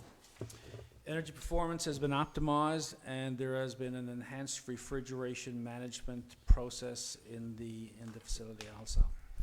Low emitting materials in the way of adhesives, sealants, paints, coatings, and flooring have been used, and as well as low mercury lamps and a green cleaning policy, as well as there's been a light pollution reduction process involved with in the facility.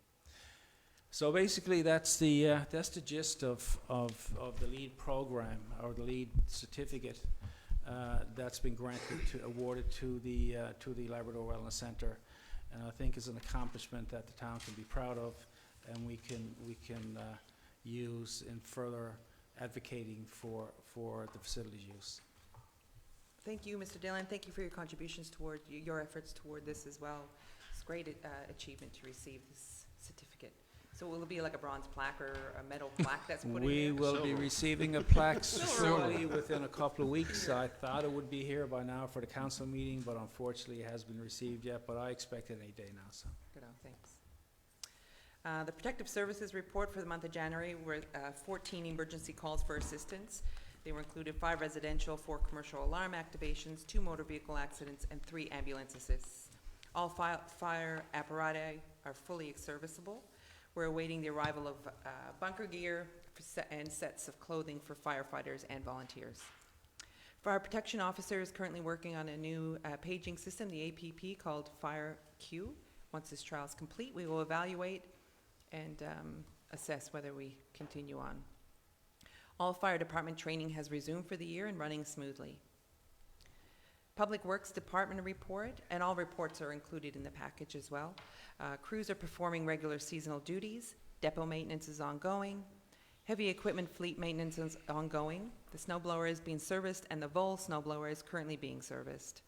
Sterling and International sand trucks are both back up and running, and the road scraping is nearly complete. The new landfill dozer has arrived and is currently at the Brant tractor to receive the necessary work to be actually is completed and ready, road ready. Environmental Services report, daily water sampling and maintaining residuals throughout town. All lift stations and wells are operating.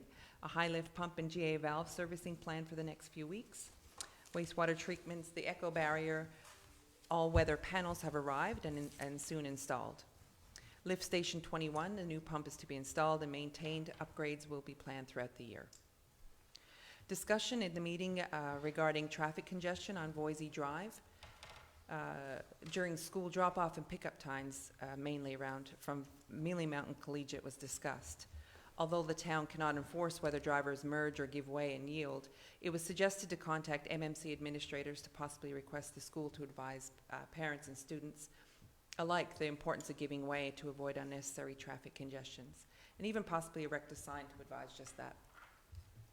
There was an update to the highway traffic regulations that directly affect how the town can enforce safety traffic violations.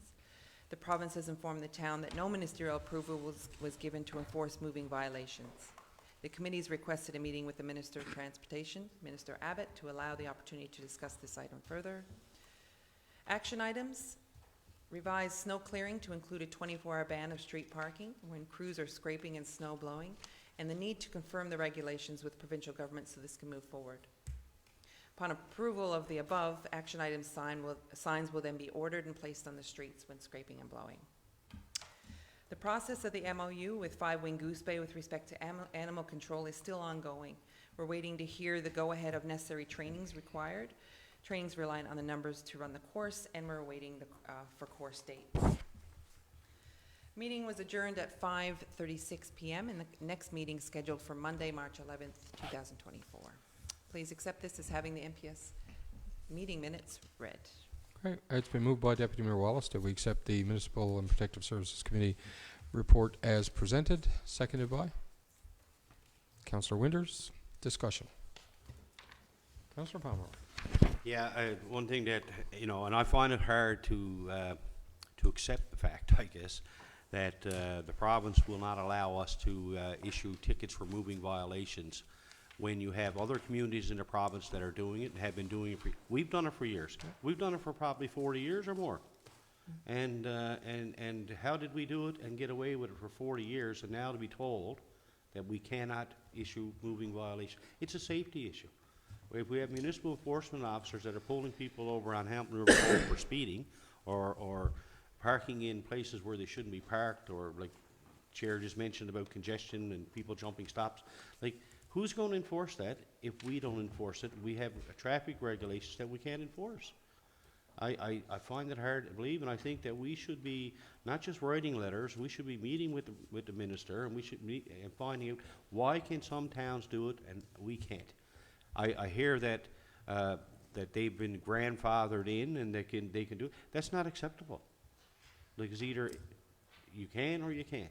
But that's where I just want to make that point. And we did have one of the first community constable programs in the province. Yep.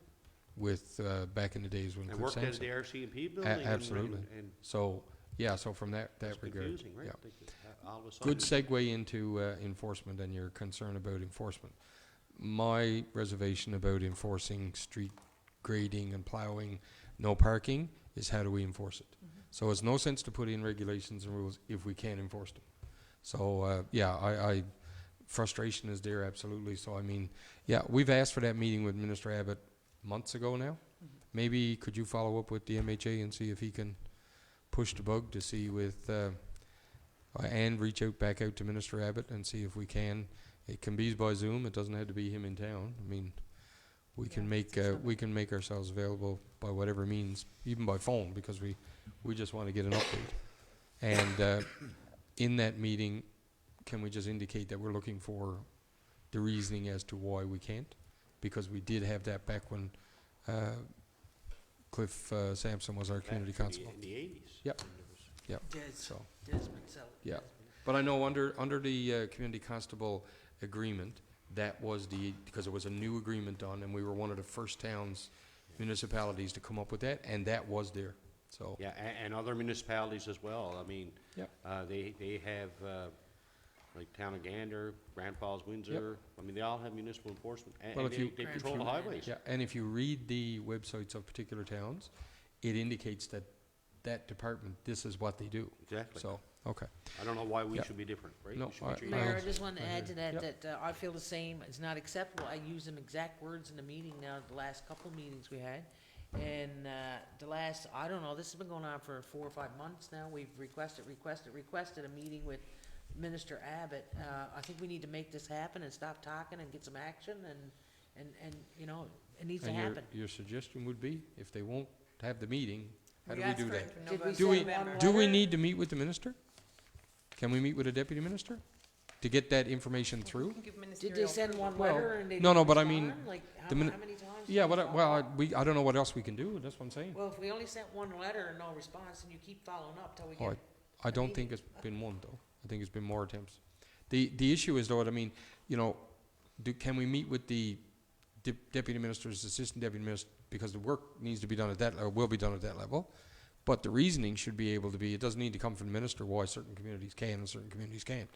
Yeah. Why, it's how to how come we rectify it, can't? fix Yeah, it. yeah. I mean, we had a community on the island last March that put in their regulations to the minister for approval in January, and they were approved in March. Yep. And yet we're told we can't do it. Yeah, Yes. it's not There you go. acceptable. What's going on here? CAO. Just to clarify to that point, that community had to rescind the regulations, so they were not approved by Oh, the okay. minister. They were gazetted, but they were not approved by the minister. But how does something get gazetted without ministerial Exactly. approval? That's a good question, too. Well, Two- it yeah, isn't two the, different isn't the areas. last stage minister approval as opposed to No, gazette? it has to be approved before it's gazetted. as far as My I know. whole beef No, is it's we the other way set the around. speed limits on the road, we should be enforcing them. Well, like I say, if you're gonna put rules and things that you're gonna enforce, if we can't enforce them, then, you know, What's the point? well, yeah, well, what's the sense, spend the time, for instance, in doing these regulations when we can't enforce them, so. Okay, all right, I just wanted, Any other Mayor, yep. mention too, the Boise Bay, discussion we had around, Mealy Mountain Collegiate. It was, there was some concerns from residents, and, in the meeting, we were told that it's not, the town responsibility, it's the school. Now, there is a road there that the town owns, Boise Bay Road, that if there was a corner section put on that people could haul over there, another lane, that would work, but obviously there's no money, the town don't have any money to do that. But I do think the town should follow up with the school board and have the discussion. I don't think it should be forgotten or brushed It under hasn't, the carpet. I'm or- stating that they were doing that. Yeah, so Yeah. we should have an action item at the next meeting, you know, what came out of that discussion, what did they, my fear on that road, as someone who was yourself and other people that drop kids off or have dropped kids off to that facility in the morning and in the evening, is if we need to get an ambulance or a fire truck into that, not happen. it's not happening. It takes you 20 minutes on. If you're 5 minutes either way, it's okay because you manage. But that if you have to get something in there, I know years ago the original intent when that was first brought up was to bring it off of Ikey. That road from Ikey that stops dead, that was to continue, so there would be a loop. The other option is, but because you have the O'Brien Centre there, is there a way similar to what they did down at Queen of Peace to configure the parking lot so that you're in and out, in one way, out the other way? Well, So, it's 'cause a right now it's discussion that mayhem, the right? town should have with the school board. I mean, Oh, yeah. it may not be the town's responsibility, but we can certainly have discussions and try to improve the situation. Yeah, we've been involved with school board in Queen of Peace. Yeah, yeah. So, yeah, it definitely, you know, The concern Yeah. that was brought to me was around lunch hour. They said, send your municipal enforcement officer over there between 12 and 12:30 and see what's going on. You guys know, you're picking up Yep. people or whatever, right? It's dangerous. but he can't stop anybody, No, we can't now, but unfortunately, he right? could 'Cause on, yeah, Can't do anything. absolutely, no, on a absolutely. trail he could. And Yeah. there's people But dirty. like I say, I mean, are there other options here? Yeah, absolutely. And one suggestion was made by somebody to me was that it would be ideal if we're reconfiguring the bike trail, et cetera, down the road in projects, to have the Voisey Bay Drive continue to the YMCA road. That's where it's supposed to continue. Right. Yeah. And, you know, but that's a lot of money, so. So I just asked if the chair, Deputy Mayor Wallace, if we can keep this on the radar. I don't think it should be taken off the agenda, right? We should keep. Okay, so we're going to approve the report if there's no further discussion on the report.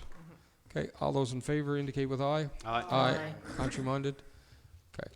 And we look forward to updates in terms of that. All right, so you do have one motion or recommendation, I guess? I've got one or- additional motion for this one. It's the Yeah. traffic regulations. Be it resolved that the Town Council of Happy Valley Goose Bay approve and adopt the traffic regulations as presented. Okay. Moved by Deputy Mayor Wallace, seconded by? Okay, Councillor Brumfield. That we approve and adopt the traffic regulations as presented. So in the discussion, would someone like to just say what we've changed? Or what's being done? Well, the details of it, what this does, Yeah. doesn't approve anything. What we're doing is we're going to, we're going well, approve the motion, and then that goes forward to be gazetted. To bring us where the minister has advised us? Right, yeah, okay. All right. Any further discussion? All those in favor indicate with aye. Aye. Contrary minded? Passed. All right, moving forward in the agenda, we're into approval of checks, and I will pass the floor to Director. I want to keep saying Director of Finance. The Chair of Finance and Admin, Councillor Palmer. Thank you, Your Worship. I move that council approve checks in the amount of $525,852.58. Moved by Councillor Pomeroy, Finance and Admin, that we approve checks in the amount of $525,852.58 up to February 24th. Seconded by? I'll second that. Seconded by Councillor Compton Hobbs. Discussion? Just got a There's couple questions. Always discussion? Yep. Councillor Just Palmer? on, don't know if CAO has the checklist there, or the deputy mayor does, I guess. Check zero, okay, last number's 7278, Quarterback Communications. Yep. What is that? Our website. That's our website? That's the guy. The Is new right? website. No, And- sorry, quarterback is our IT support. Okay, Our okay. emails and SharePoint. Okay, who's Sure. the IT support, or the web page? Website was Sean. Oh, I thought he had a name. Okay, all right. I apologize.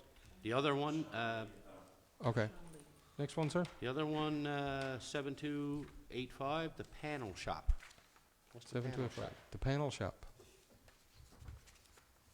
I have no idea. Oh, I got it here. We can quickly find They're a it. company out of New Brunswick. I don't know what they're doing. Stand by.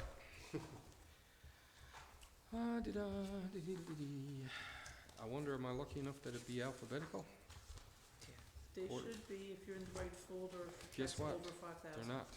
Sorry, over 500. Over 500? Oh, yeah, these are over 500. Stand by. Being here. We'll look through here. Clicks.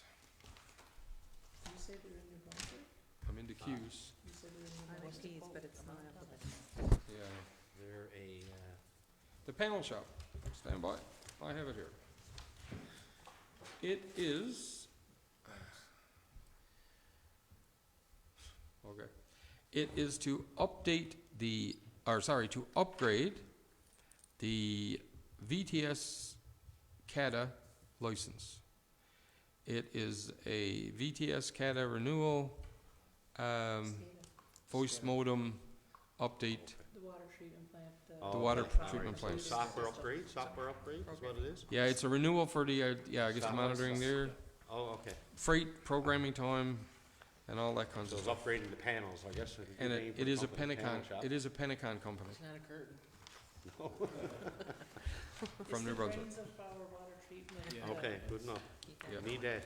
It's the communication between the pumping and the reservoir. Any further questions, sir? Anybody else? Okay, all those in favor indicate with aye. Aye. Contraminded? We have approved the checks. Councillors' forum, I'll go down to Councillor Rumbold first this evening. Thank you, Mayor. We've had a lovely meeting, but it's a very long one, so I'm gonna try to keep it brief.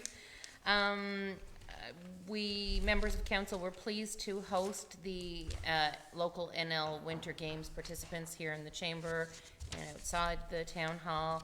And it was very nice to have the youth here. They sat around our table.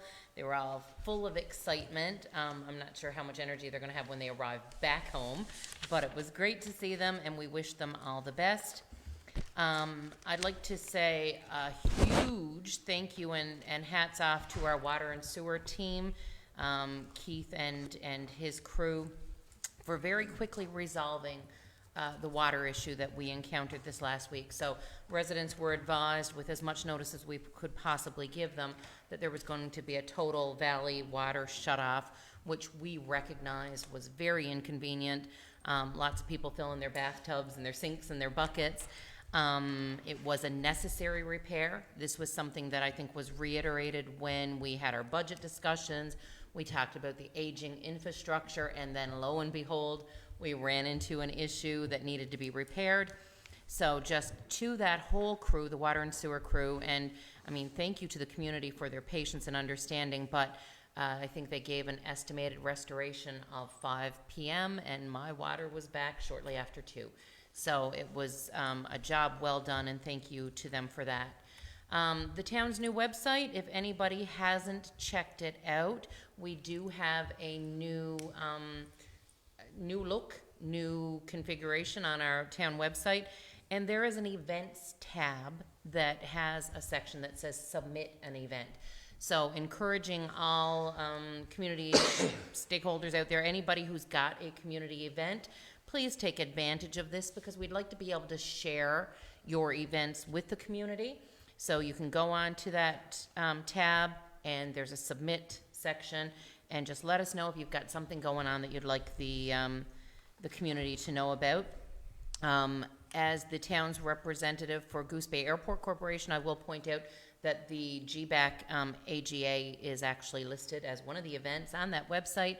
That'll be taking place on March the 21st at Hotel North 2, 7 p.m. for any community members that are interested in attending. And my final thing, I just wanted to say a huge thank you to all the delegates that showed up here this evening, because, I mean, 5 delegations is fabulous. We appreciate the time and the forethought that, you know, for somebody to come. This is your community, this is your chamber, this is your town hall, and to have your voice heard is greatly appreciated. So thank you to everybody who came out and shared their voices. Okay, I'll scoot across the table to Councillor Palmer. It's just a few things, Your Worship. It's good to see a good number of delegations here tonight. I won't get into all the discussions. One thing Mr. Saunders did bring up, though, was about the ambulance service. I mentioned this at the last meeting. And, you know, historically, when ambulance services have been privatized in this community, residents face a lot of challenges, and some life and death situations. And so our residents deserve to have better access to prompt and reliable ambulance service without the fear that we're going to revert back to where we were several years ago.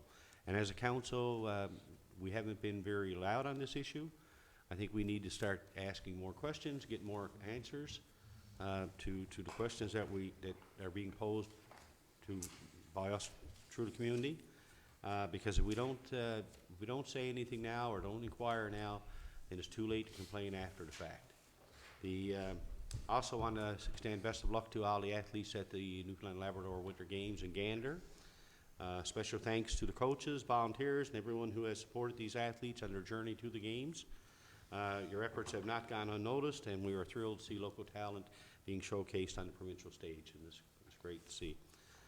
Also want to note that the Goose Happy Valley Cadets will be having free ice skating and hot chocolate on March the 3rd in recognition of Kindness Day, which I understand has now become Kindness Week. It's celebrated each year when all Kinsman and Connect clubs across the country go to their respective communities, spread a little extra kindness around. To help celebrate the week, the local Connects have in the past delivered coffee and donuts to first responders, to the RCMP, hospital staff, and even to gas attendants who can't leave their place of work to go get a coffee. They've also delivered flowers to seniors, hosted free skates at the arena, which I understand the town charges them for, which I think maybe we should consider those types of things, considering the amount of work these groups do in town. They've also helped with Habitat for Humanity and providing meals for workers that have worked on these projects. And this May, the club will celebrate its 52nd anniversary in this community.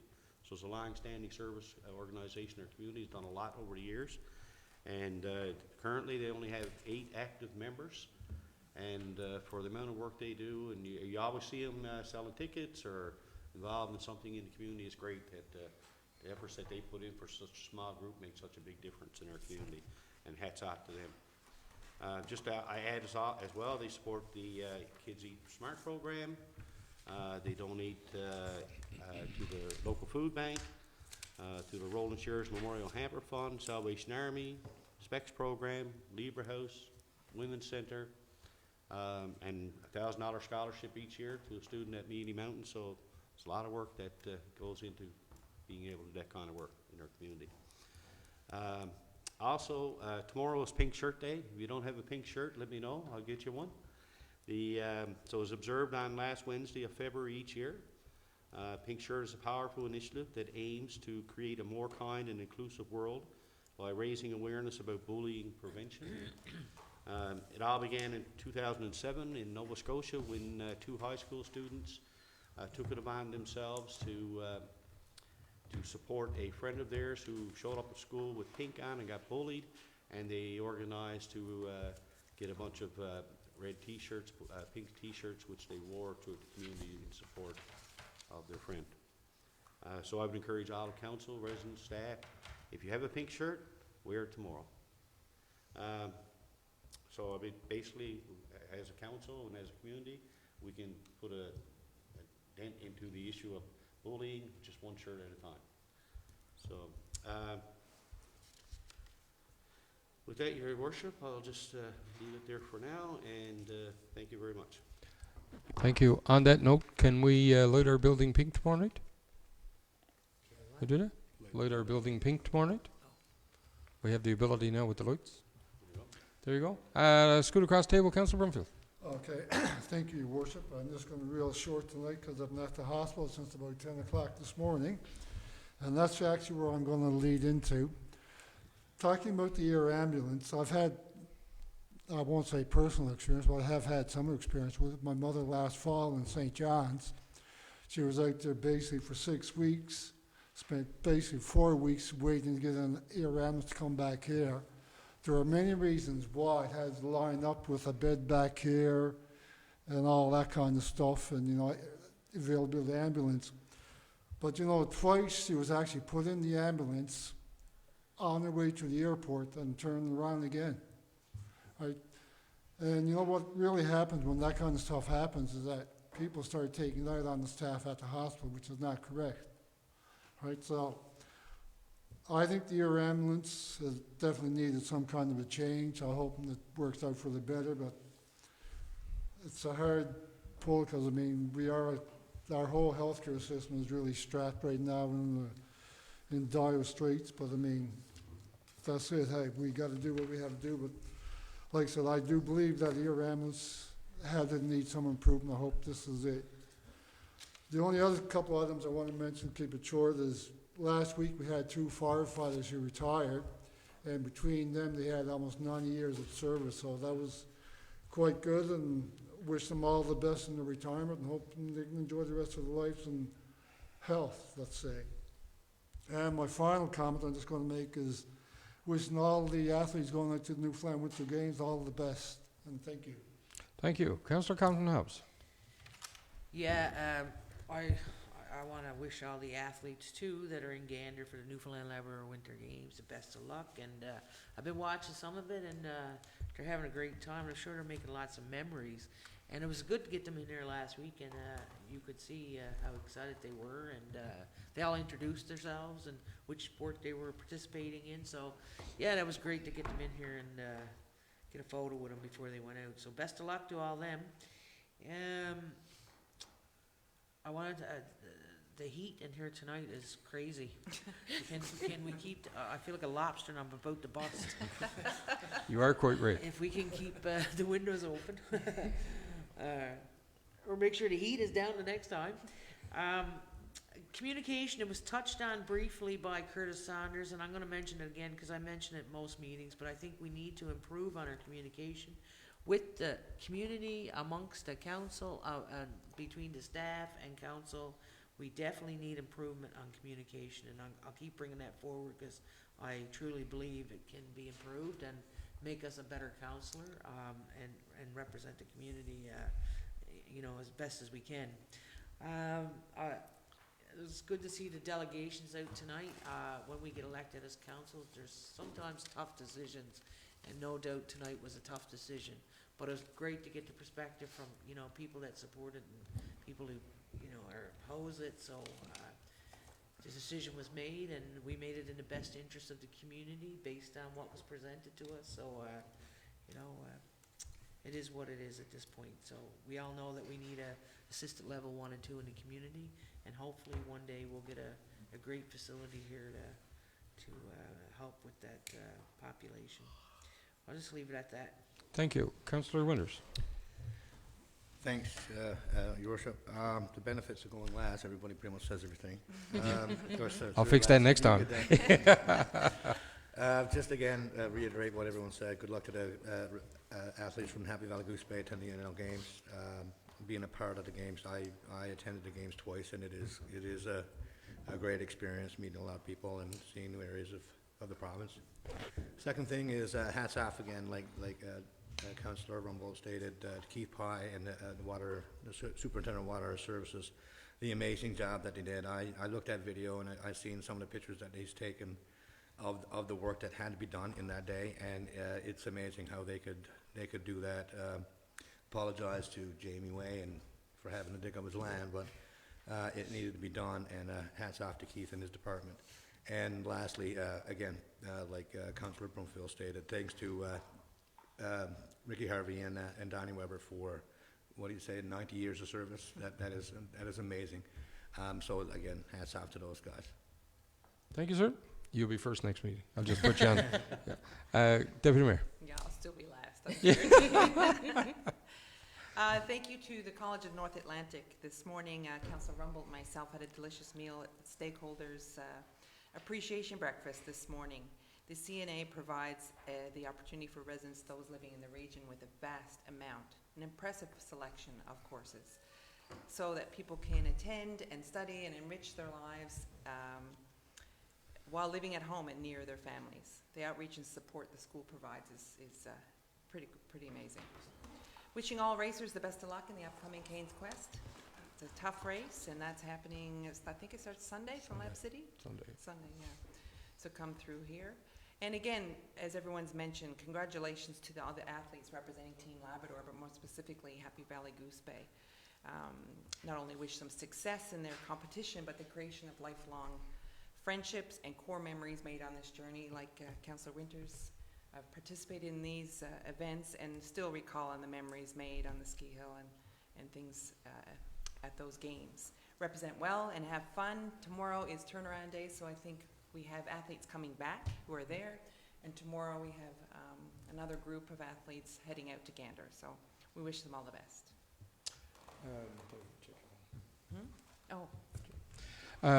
Yes, thank you, Deputy Mayor Wallace.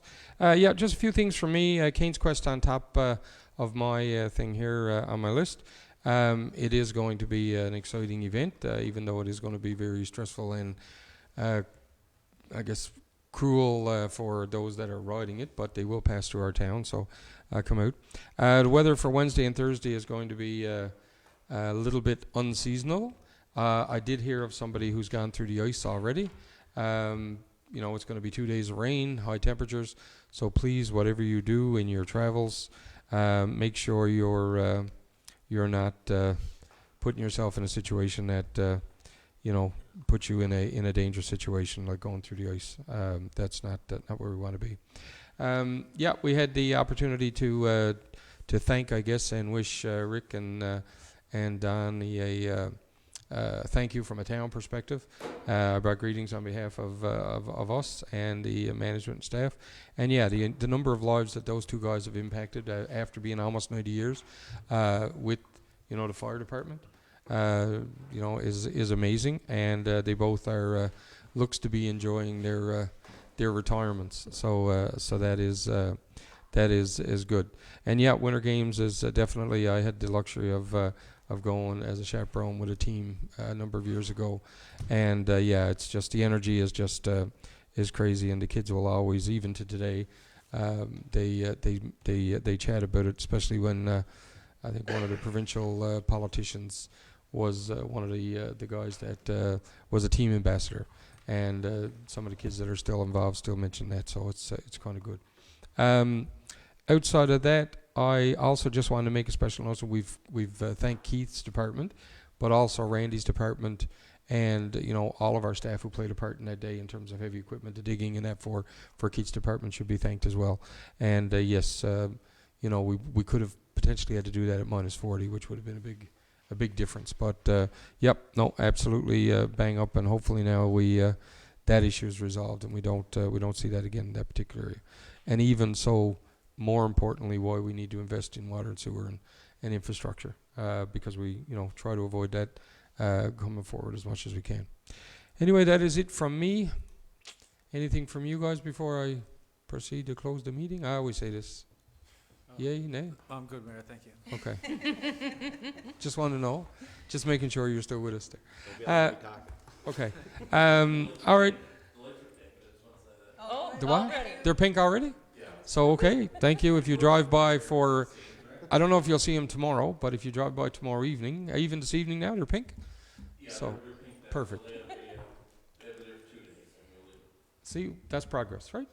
Joys of technology. Just a note about our lights, they can only be changed in the dark. So having this proximity here while it's darker, you can change them, but if we tried to do them in the morning, we wouldn't have been able to, so it's good Okay, timing. I gotta ask why. The sensors. Oh, so they have to be on? Yeah. Oh, okay, all right, okay. Can't go over all this. Yeah, I was just, yeah. So if you drive by and you see someone laying over the lights, you'll know what's happening. Okay, all right, thank you. So that being said, I will entertain a motion from... Motion to adjourn made by Councillor Rumbold, seconded by Councillor Compton Hobbs. And all those in favour, indicate with aye. Meeting's adjourned.